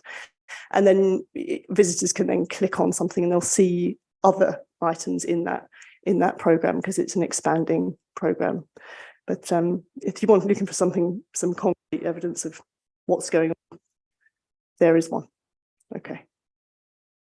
Thanks. Thank you. I think my first question would be, if there had not been a portfolio holder for culture this year, would things have been any different? That would be far less fun. Yes. Yes, far less fun. But I mean, in terms of the achievements which the council would have credited, would there have been any difference if there hadn't been a portfolio? For instance, you mentioned, I just happen to have in my wallet my tickets for the Mozart Players.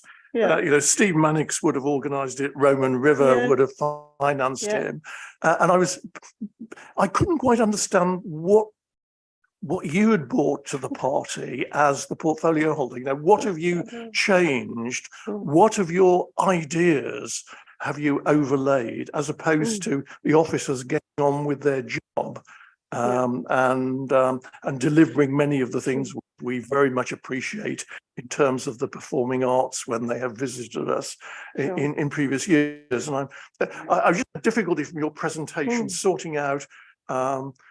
You'd attended lots of meetings and spoken to people and so on, but what are the initiatives that you personally have caused to happen which would not otherwise have happened? If you don't want to answer the question. I think we take a different approach to this, Councillor Willits. The cultural strategy, a huge amount of work went into that. I personally have, I read that, I endorse it. I'm very aligned and tuned with that. That has been an extremely helpful set of documents, set of work, which I think it's our duty as public servants to carry that work forward. I don't want to come in and rip up the strategy and bring in my own thing, that I don't think would, be in the public interest, really. What I would say is bringing a personal stamp to it. The work I've done with Sam at the university around the first site in Curzon, there are very particular examples that I've pointed to there, where I think, yes, if you're looking for a personal example of a personal difference, the work around the Roman Circus will be another one. Okay. Okay, right. Thank you. Colleagues, Councillor Scordis, I saw you first. Let Councillor Lily go first. Speech before beauty. Councillor Lilly, if you'll go, if with Councillor Scordis's permission, you go first. Only because he nicks all my points and I have nothing. Great, brilliant. I would have liked to seen Rowage Regatta in here. It's far more important today than West Mersey. It's always West Mersey, and even Wivenhoe have a regatta as well. So it'd be nice to see both those included. It's a really good tourist attraction, and the pubs were open all day, of course. I think that going back to Councillor Willer's point of view, I think that the advantage of having Councillor Cox as a Professor Cox of television fame and books, there's got to be an advantage to people when we introduce them and that, and we have to use that advantage. Pam doesn't like doing it, but I think we ought to. But anyway, I like the book, very good. Really looking forward to the Civil War battle. I do like a good battle, and it's a free event as well, which is fantastic. But if you look at all the things that are happening around in and around Colchester, it's pretty good.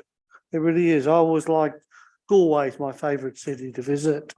I've been a couple of times when they have the arts festivals there, and they have weird and unusual things. I made a mistake of, well, my mother-in-law has made a mistake of buying tickets to Australian Swan Lake, which turned out to be set to rave music, and it was absolutely awful, but it was art apparently.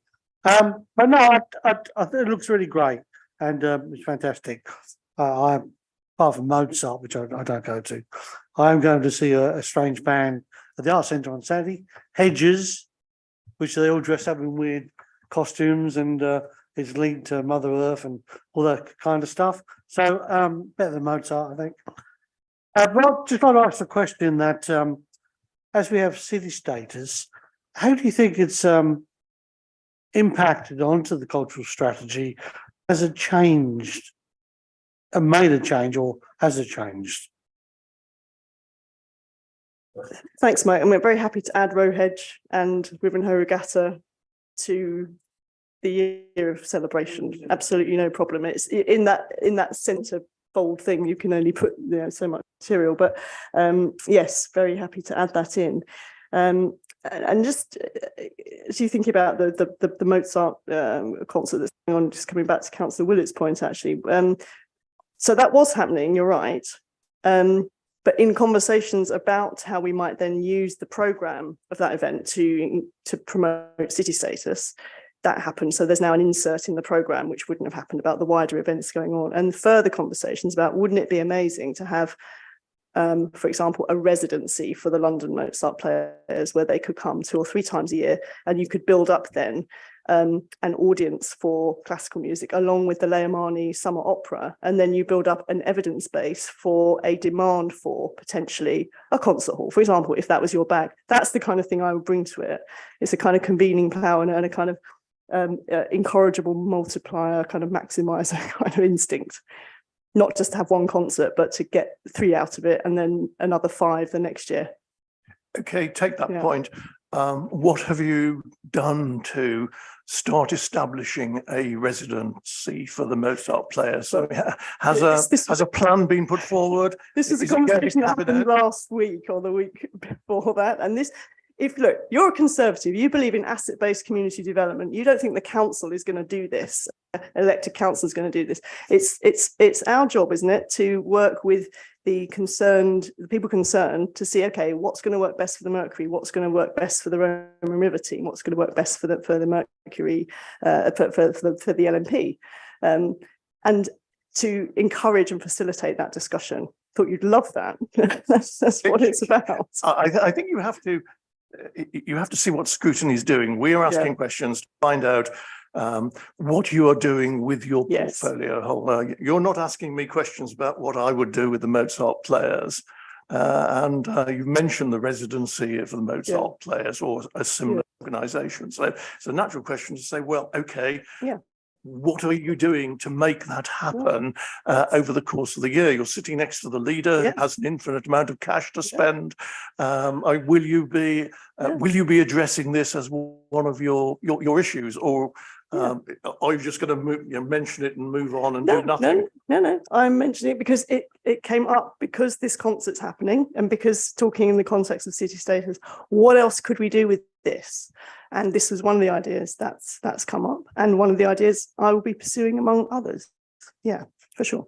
But city status and what difference it's made. I mean, it's been positive in the sense we got instant local and national coverage. That was very helpful. It then generated lots of local discussion about what's this going to mean, and for those who wanted it and didn't want it, and so on, which is also helpful. So it wasn't all positive because some people really don't want it.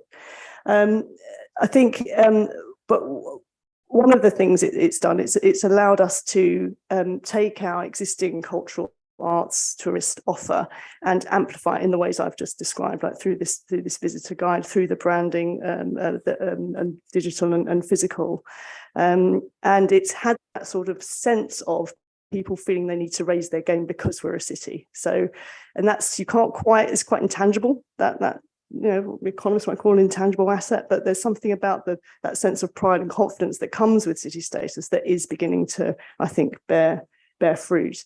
And I think another very concrete thing that's happened is that there's the year of celebration itself, which grows as we've been talking tonight. And then there's the legacy planning. And of course, Councillor King and others and the senior leadership team very involved with that, about what this can mean, other opportunities it can bring in, working with the new cities fund, working with European cities, revamping our twinning. You know, there's lots of possibility there.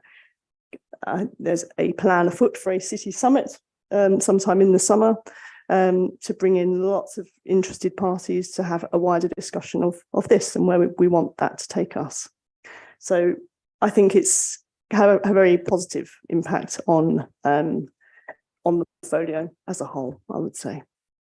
And I again pay tribute to Darius and colleagues who put a lot of work in to get to securing it. It was really effective.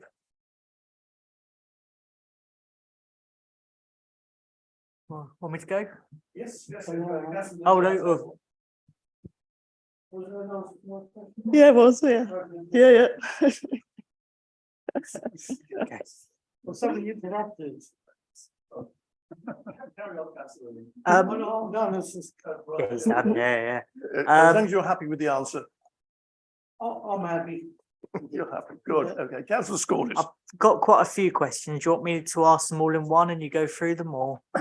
Yeah, go on then. Can I Yeah. suggest you answer Yeah. one at a time so that we know which Okay. answers? Okay. You stay in control of the questioning.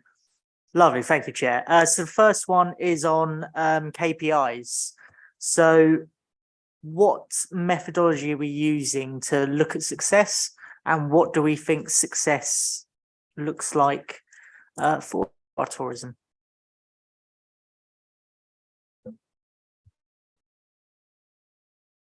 I would say, well, there's a sub branch of the cultural strategy which looks at that in more detail, and then in the economic strategy there's a set of KPIs around that. So visitor numbers, people who travel more than say 2 hours to get here, and people who spend more than 2 days when they arrive here.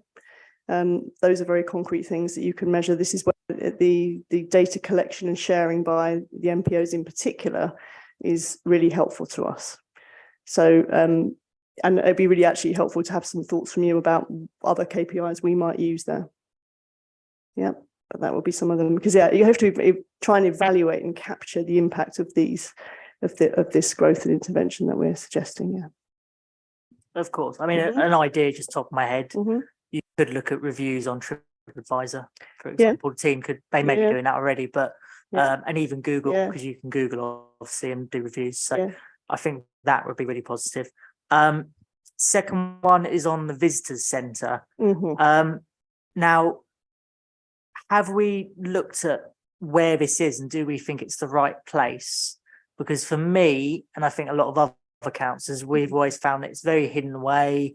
if people are coming to Colchester and coming to the park, they're coming to enjoy the park. They're not Mhm. going for the visitor centre unless they're told that's where it is. And we've talked about opening up the town hall for more people. Could the town hall be an option if there's a room that could be adapted? And the first place that people see and have a tour of Colchester could be the town hall, looking at some of the treasures we've got, the Mhm. council chamber, and all the pictures, of all previous aldermen and so forth. Mm. I mean, maybe Frank has some thoughts on that because yeah, but I would say I would be open to a conversation about certainly having a larger visitor centre with more visible signage and more readily accessible would be interesting, I think. Sure. I mean, visible signage, of course, is something we've had various conversations about with Historic England, and obviously there's various kind of historic dimensions that Historic England like to remind us of in those conversations. In terms of its location and why at the VIC, I couldn't tell you the chronology, but obviously its original movement was partly a cost-saving initiative. And the VIC team actually run the museum as well, so that saves. And again, I haven't got the figures in front of me, but tens of thousands of pounds, certainly, if not hundreds, a year. Where we're to move that, then obviously we need to look at the staffing at the Holly Trees Museum as well. Though, of course, yeah, you may find there'll be benefits for that, and of course that's a political discussion. Okay, thank you. I mean, I think one big concern is if people are getting off the train, there isn't much signage. That's quite a long walk straight away to get there, but there's also not much signage, and it's once you're at the top of North Hill and tired out because it's a very steep hill, it again feels a long way to go. Also with these booklets that we've produced as well, if I went to say a big attraction in London, would I find these booklets there to go, I'm visiting London today from say Leicester, and here's something about Colchester, and I didn't know, oh, it's a new city, all this and that. Are these booklets there, or are they only in Colchester, where again people might not find the visitor centre? Well, I would hope that they're at Liverpool Street and the entrance stations, for example. I will check with the tourism marketing team to find out where they are, because a lot of people look at this, as you know, online and as well. But it would be very good to look at where the best places to locate those would be.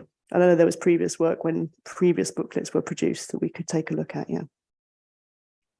And final one is just obviously we're doing a year of celebration and there's a lot coming up in the summer.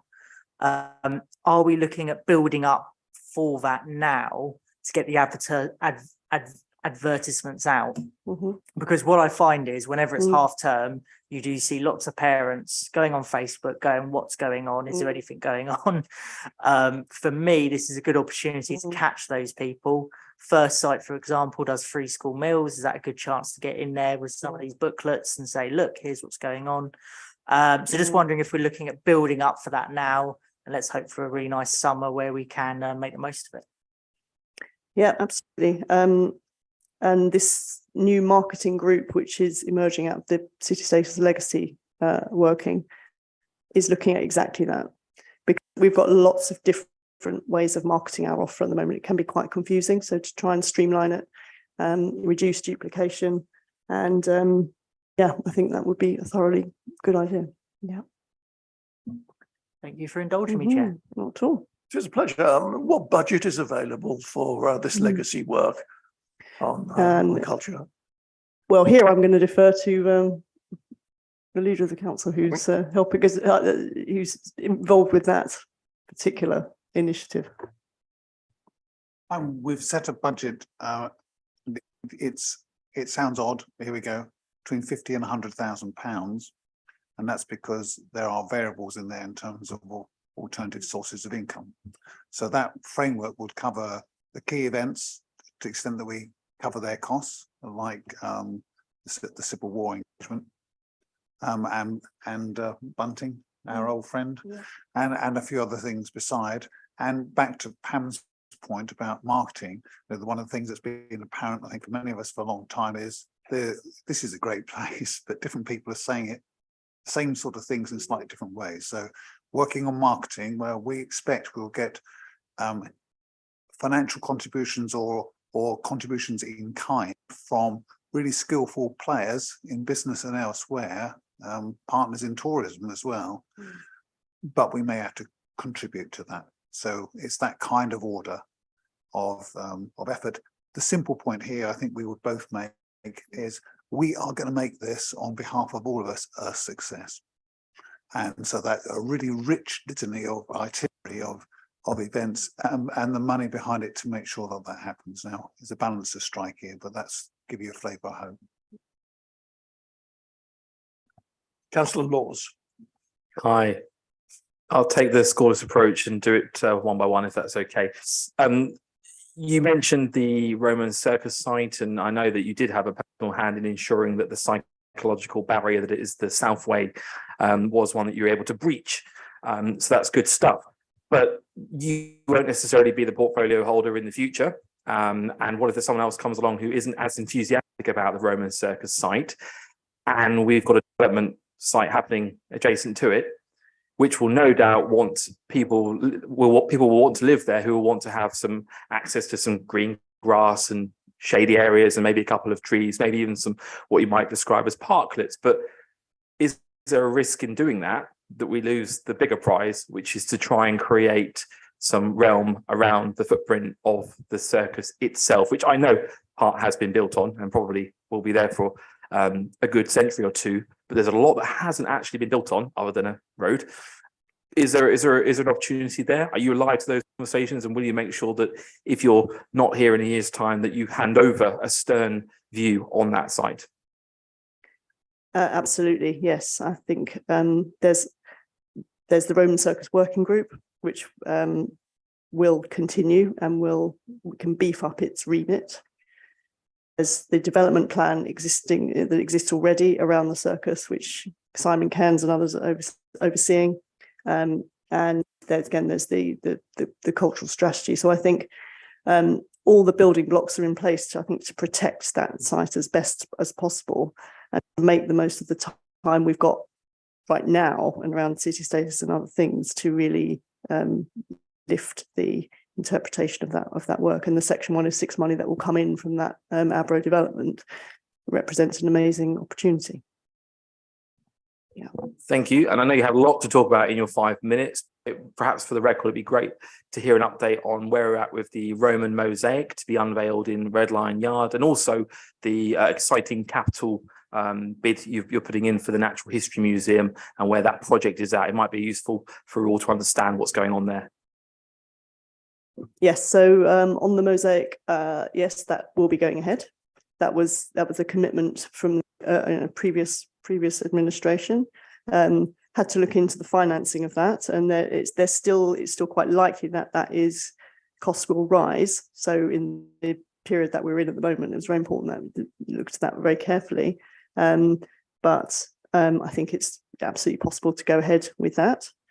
And the Natural History Museum, as you know, there's a public consultation out on it, a really lovely set of plans that would, I think, if people like them, really add something to that facility, including opening up the front so you can tell it's a museum, not a church, and bringing in a mezzanine, bringing in a cafe, those kinds of things. But not necessarily the mezzanine, but certainly the cafe as a site near the park for parents, which I think could be really exciting. So yeah, I'm waiting on the results of that consultation at the moment.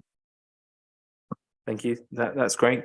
On the theme of opening up spaces, what conversations have you had, and what reassurance do you have that there is a commitment from our NPO organisations to care about more than just what goes on within the buildings themselves? So specifically the realm around it, and you've already alluded to potentially the space around Thurside, but what conversations, what reassurance have you had with the Mercury, the Colchester Arts Centre and Thurside, that it's not just about the building, it's about the space around and in between? I haven't had lots of conversations about that, but I shall add that to the list. Yeah. Thank you. I mean, what I would say is that they're using their buildings and opening up to the community in very interesting ways.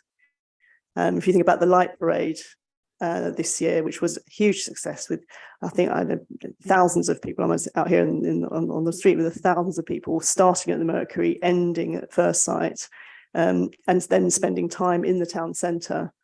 And that's exactly the kind of thing we need to be happening on a more regular basis. So one-off events that draw in lots of partners, lots of players, where everybody pitches in, and then, you know, the whole thing becomes takes on a kind of magic.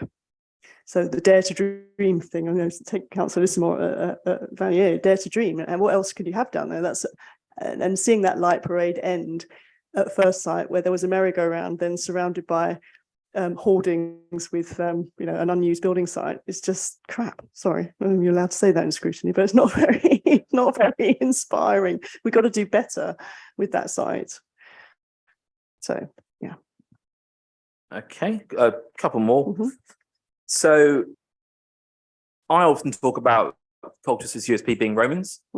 Is that your view that we should be making more of that, or am I wrong? Should we be focusing on the ancient Britons and looking at sites not necessarily in the centre of Colchester as opportunities? Am I right to care about Romans? What do you think? Like giving you a historian's answer, not my period.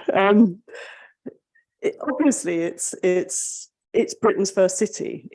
Those walls are the first city walls in the country. So evidently, the Roman claim is enormous. But of course, there's not so much of it you can see, and this is a big problem for us, as we know. So hence, the virtual revolution would be incredible if we could become a kind of virtual heritage, augmented reality heritage capital. I think that would be superb. You know, we don't have a country house, we don't have the other kind of trappings of heritage, but we have other possibilities, which I think could be very, very exciting.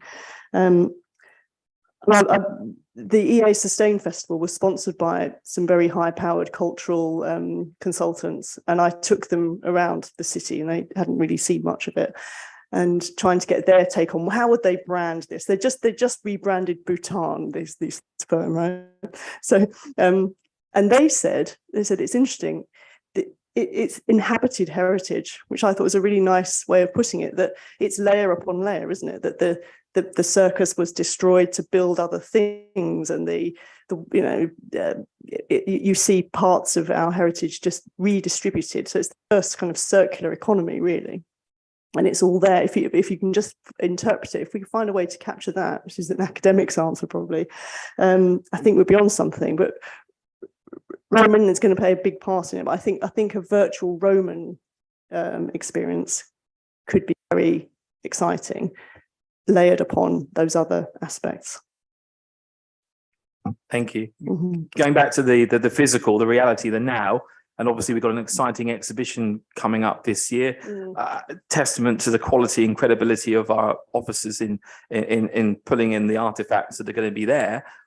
What else can you tease us with? What other events? How will we get people that don't necessarily go into the museum to engage with that opportunity? Are we going to see, for example, big plastic Romans funded by the bid everywhere, just like we had with the zoo and giraffes 10 years ago?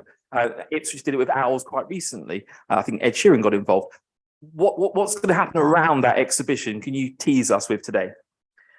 Well, one of the key things was to tie together stuff that was already going on to link it more closely to gladiators. So the Roman festival that was going to go on anyway in the park, to link them together, to include them in joined up marketing as well, have much closer conversations between the organisers of those festivals and those hosting gladiators exhibition. So, and then I think, yes, wrapping in the various Romans, the people who will be involved in that, in the Roman festival, can then help to promote, if they're so willing, the gladiators event. So, yeah, I think lots of possibility. Okay. Moving away from heritage, thinking about our cultural exchanges, and there is a specific document on the wall outside this room from 1994. It's the Avignon and Colchester Economic Partnership Treaty, and it makes explicit reference to economic and tourism opportunities. And you know where I'm going with it, but it is embarrassing that we've got signage up in Colchester at the moment that doesn't have our twinned town flags on. We've got to get it sorted. I don't know why it's not been sorted, because when I was probing before, when I was in your job, I was told it would get sorted. So I appreciate you've been busy with other things and it may not have come to your attention, but I'm putting it on your agenda now. We need to get those flags out there.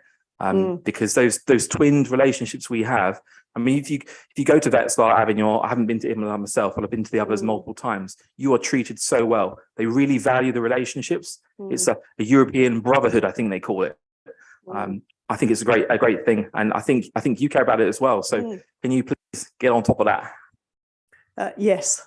I'd love to, yes. When I'm not running a university department as well as doing this job, I think more will be possible. Yes, that's true. Yeah. Chair, if I could just add a couple of words on this. A conversation Pam and I have had, but I've had this with the other Pam, Pam Donnelly, who on twinning in particular, careful with the language you use, but it feels shameful with one, but certainly very disappointing that we don't pay this attention that we should. And in the world where connection and having advocates for you matters hugely, you know, it's frankly nuts that for the sake of seed corn, we don't treat this properly. And so I've got in mind the fact we've got great people who spend their own money, raise their own money to provide a modicum of welcome. And actually it should be a civic lead, and it should be important, and it should register as such. It hasn't. I'm determined by the end of my term, who knows what will happen then, that we will have sorted that. And so with Pam's help, that's the aim. So a budget, no, it's not going to be huge, that will allow a proper welcome, will allow that whoever represents us abroad to go there with other than just seeds and trinkets, you know, just the public civic exchange. And I see it as a gateway into all the kinds of things that Pam has so brilliantly, in my view, I have to say, back to early questions, put a personal imprint on in terms of tourism and marketing. We've got people who will do this for us. It's nuts we don't give them the kind of welcome, Darius, you described. Given that we don't know when your term of leader will actually end, to say that this will be done by the time before your term of leadership does end doesn't really help us as a panel to understand the urgency and the priority of the project of sorting out compatibility with the twinning expectations of our partners. So do you have a time scale for, so sorry if I keep pushing for tangibles of projects, we love it when do you have a time scale for when we're likely to see these reviewed and moving forward? Thank you, Chair. I just said it. So I'm assuming that I'm here till barring accident or a fall down the stairs. I'll be here at least till May. So in that time, I really hope that work that's already underway can be formalised and we can get this to happen. So as soon as we can in the next couple of months, there are a huge number, as we discussed, other things to do, and that's the problem. This needs to happen. It's on the long list. We need to make sure it does happen. It will happen inside my period of office, he says. And the other question on a very similar vein, the virtual Roman experience sounds absolutely fascinating. And again, going into project management mode, one says, how far has the project got? Has it been defined? When will we be seeing it in the programme? When will Cabinet be considering the prospect of moving forward? Because it seems a sort of an amazing opportunity, which should really be motoring rather than just being an idea that's floating around. So do we have any definites on it? Not yet, but watch this space. I hope that would happen as fast as is practical, and bringing people on board. I'm a great believer in bringing people on board, because otherwise it doesn't work, right? So the museum needs to be on board, the circus needs to be on board, the industry partners, for example, those leading the Colchester broadband fast fibre project, if they're looking for real use cases for 5G, there's a whole network of people that need to be involved there. And is the portfolio holder for resources on board with his checkbook? Not currently, no, but write that down. Yeah.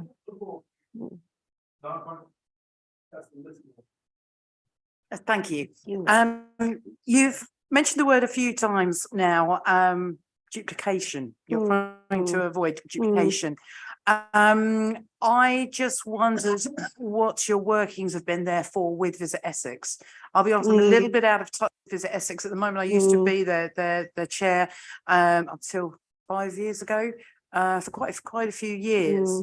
And I did always feel then that Colchester tended as I will say, the lead in Essex, the lead of tourism, the best place obviously of tourism in Essex, that Colchester did tend to try and do its own thing anyway. But if you do want to remove duplicity, you know, that's possibly the way to go through. So could you explain just a little bit, perhaps some of the workings you've had with Visit Essex, how you feel you are going to use them in the future? I mean, most of this work has been done by Claire Taylor in the tourism marketing group, and I mean, she'll explain that one of the difficulties here is our positioning, because Visit East of England wants a piece of us and Visit Essex wants a piece of us, and we can't decide quite what we are and where we're best positioned. Because it's pay to play, do you pay to be in both, you know, both brochures, both sets of digital marketing and so on? So it's a nice position to be in, to be courted by two partners there. But Claire is doing some work on that. I'm going to look to Frank. Remind me what she's doing. Can't remember. Well, she's doing that scoping and she's coming back with prices and finding out what the campaigns that Visit Essex will be exploring. I think the only point is, I think you do need to do both. I think it's very important to recognise the benefits, you know, Visit Essex bring and some of the other kind of boards as the climate is changing.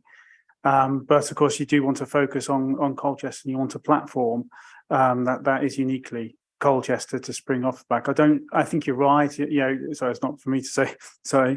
But I think there is that, you know, element of potential duplication, but at the same time, it's really important to have, you know, our own platform and our own space to be able to promote all of the different aspects in Colchester, because there's an awful lot. And, you know, from our point of view in museums, you know, we've got a lot we want to kind of promote, but you know, there's lots of other places like the circus and different places that might get overlooked on the Visit Essex kind of platform, if that makes sense.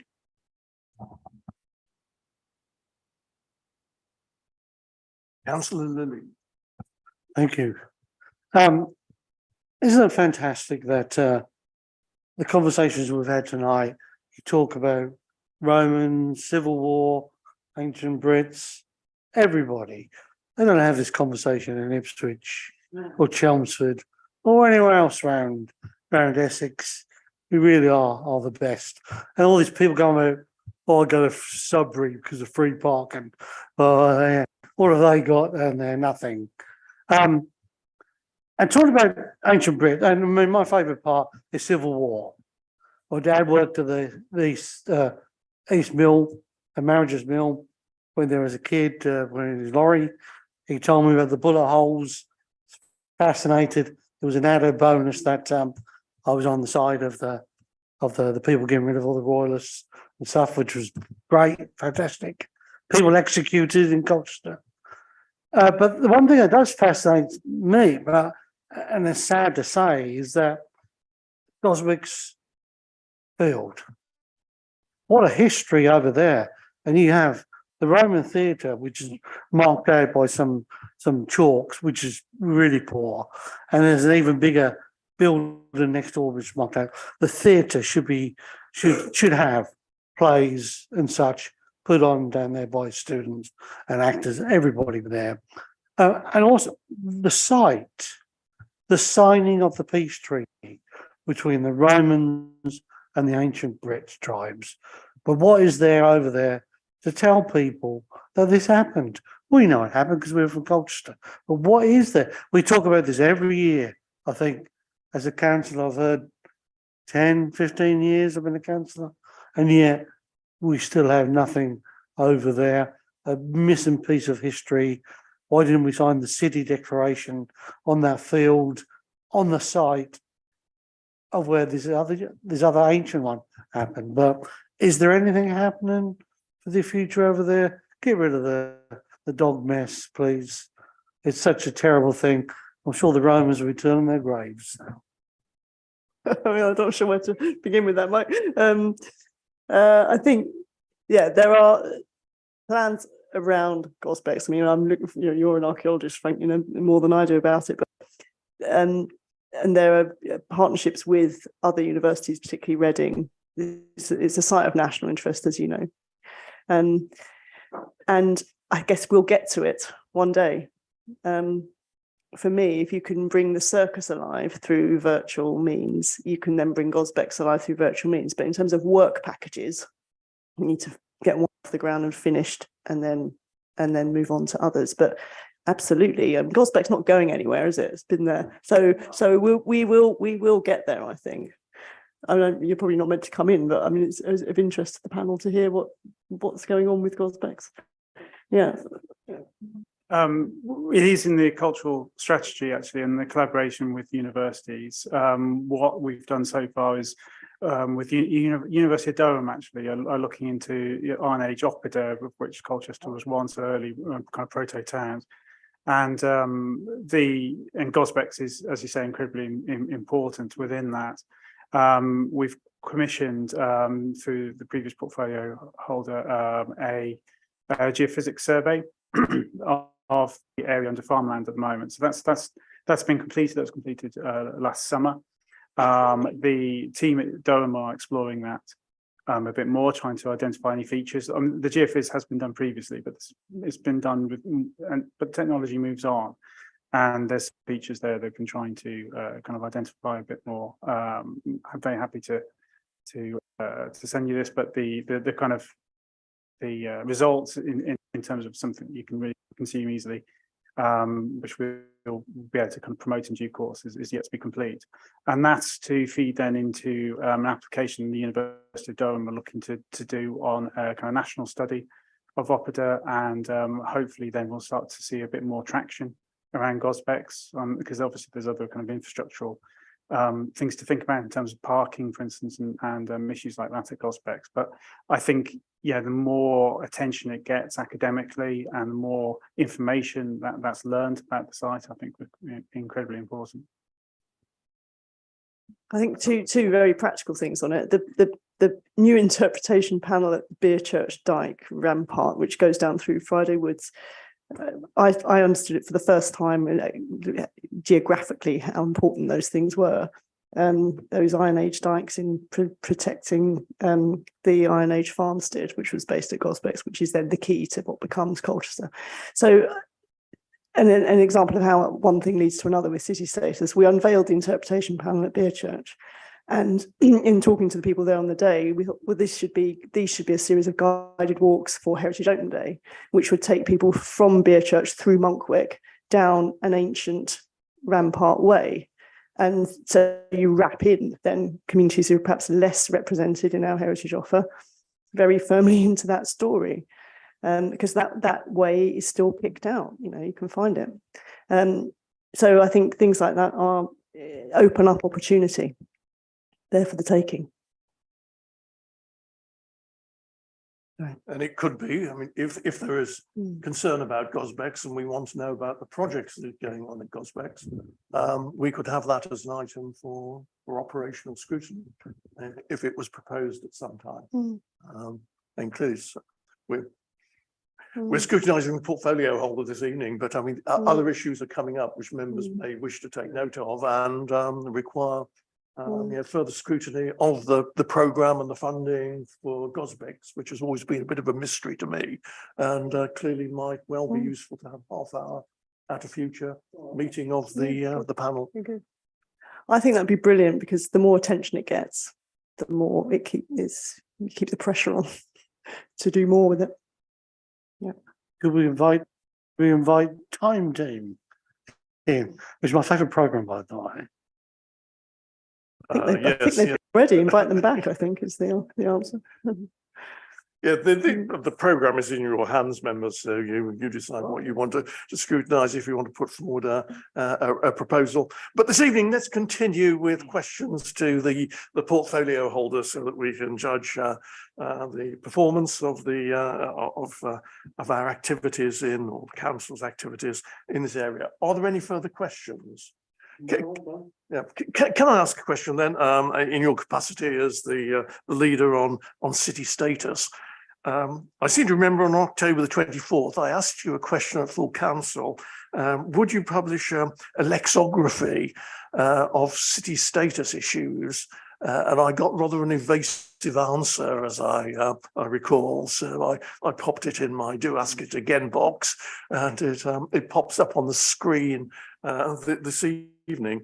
And there does seem to be a certain amount of confusion about what is the city? Well, I think we know what the city is, but what is the city centre? And we've heard Leader explaining very clearly this evening that there is more than one centre to the city. There may be priorities for those centres, but there's more than one centre. Whereas in much of the literature that the council is using, city centre has a very definitive meaning of being the old historic centre rather than the economic centre.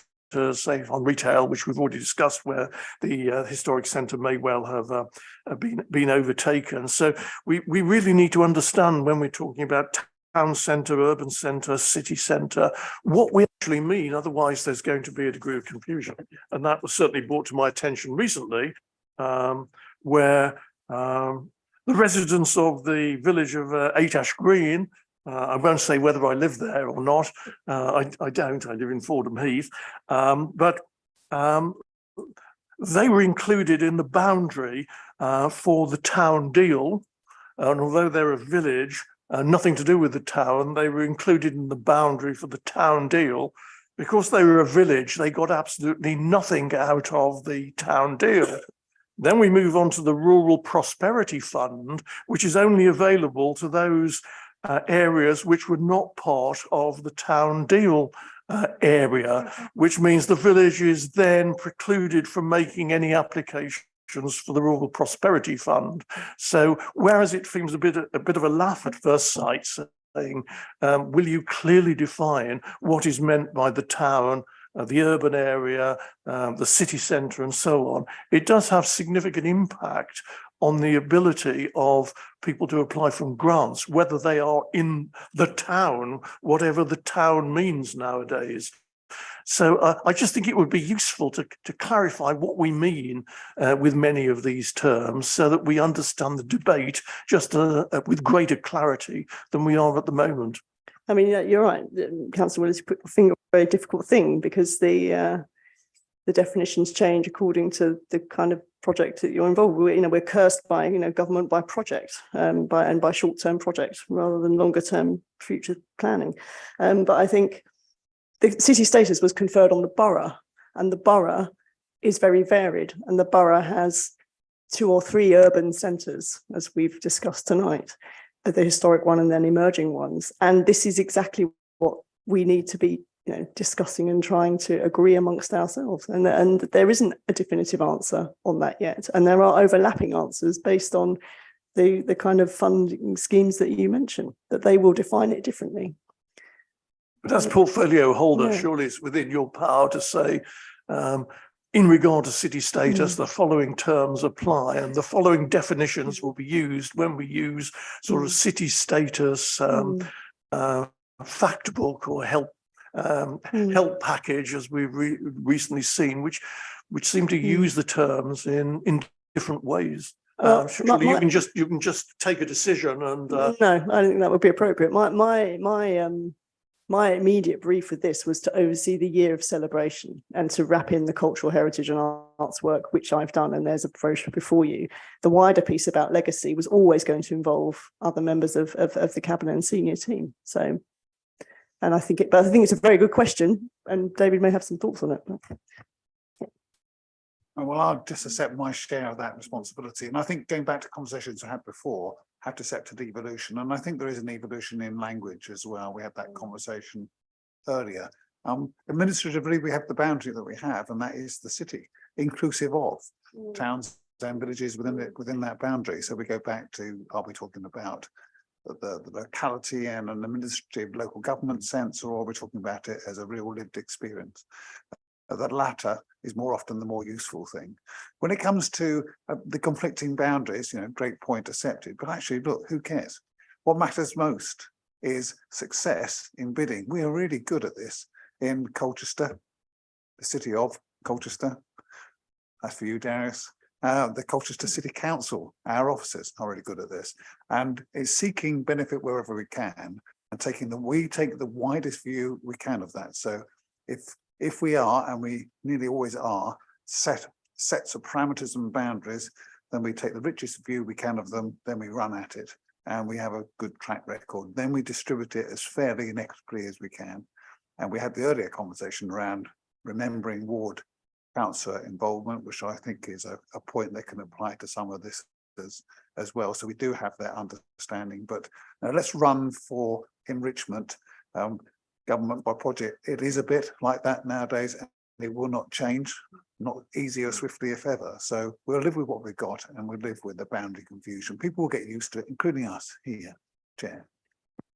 But I trust the people of 8 Ash Green will also get used to it, because they have suffered disastrously. But there we are. We're not. I was thinking of Fran Leibowitz, pretend it's a city. Imagine it's a city and see what happens. So are there any further questions, colleagues? Councillor Arnold. Referring to the question Councillor Scordis asked earlier about KPIs and how we measure them of people coming into the city, and you're saying over 2 hours away. Are we not shouting enough at our neighbour towns and cities about the qualities we have here? Especially when you've got youngsters at half term, being in the car for over 2 hours is pretty traumatic sometimes. And 30 minutes down the road, we could encroach on our neighbours and shout about what qualities we've got here. My own family didn't even realise how much was in Colchester till we moved here. And they knew about the zoo, they always came to the zoo, but never come into the town centre or further afield. So I'd like to know, what, are we shouting at our neighbours how great we are? Yeah, absolutely. Yeah. So you're looking at people living within an hour, half an hour drive. Yeah, I think that's exactly right. And uncovering, revealing things to people, I think is really important there. So there's something like the East Anglian Railway Museum, Thomas the Tank Engine, global brand. She should be packaged up with the zoo, and if you can imagine a world where that might happen. But various partners don't always speak to each other, and they can understand why that is, because they're separate entities, and it just requires some pulling together, I think. Yeah.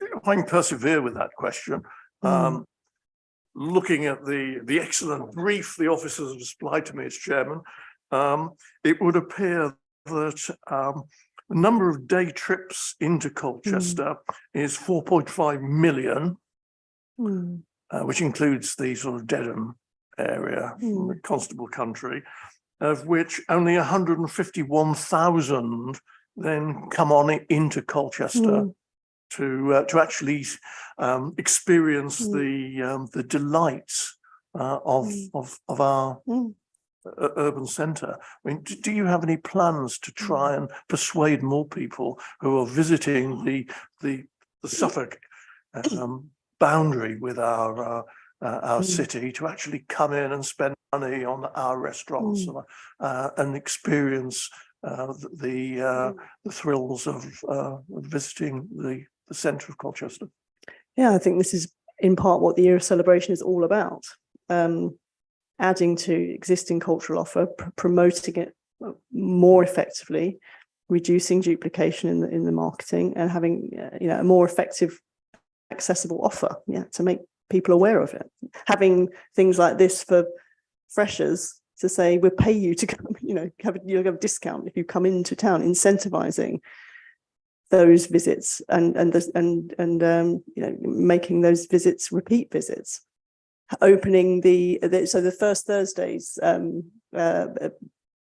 experiment that CC Creative Culture has been, where you open up in the evening, open first night in the evening, open the museum in the evening, attracting a different group of service users, if you like, or cultural players.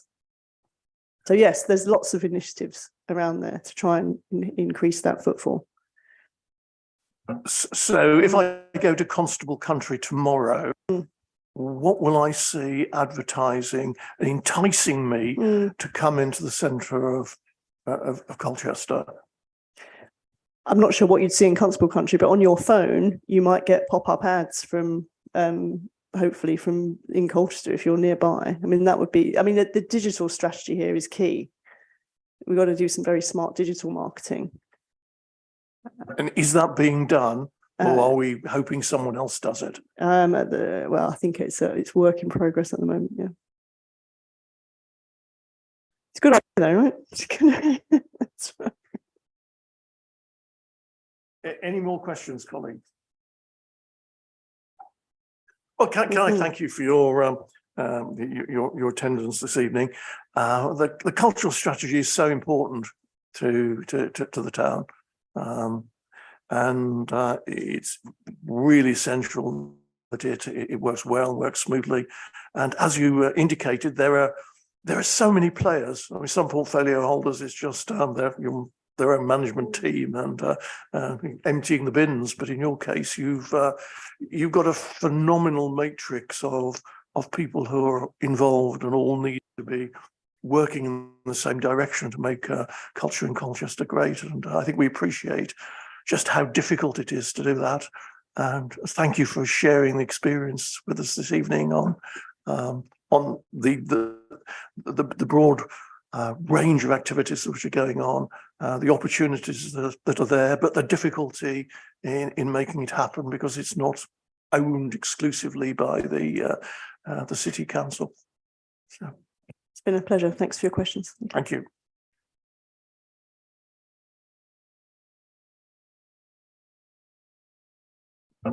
We now move on to the last item, item 13, the work programme for the remaining short period of the civic year. Owen, guide us through where we are and what we're going to do. I think the panel will be glad to know that I have nothing to add to the report. I'll take that as read and I can answer any questions, hopefully, that members have on it. The only thing I'll note is that I'll be adding the item that the panel have requested for the 15th of March in line with Councillor Sunnock's request. Good, thank you. And the briefing meetings for the group spokespersons are in the diary for the next two meetings. Yes, they're both happening on the same day. I think it's the 9th of March. Yep, 9th of March, Mr. Chairman, at 4:30. Good. So you have those in your diary. Good. Thank you. And that brings us to the end of this meeting. Can I thank you for your attendance, for your questioning? Can I thank our visitors for being here and wish you a safe journey home? Yeah. Thank you. Very good.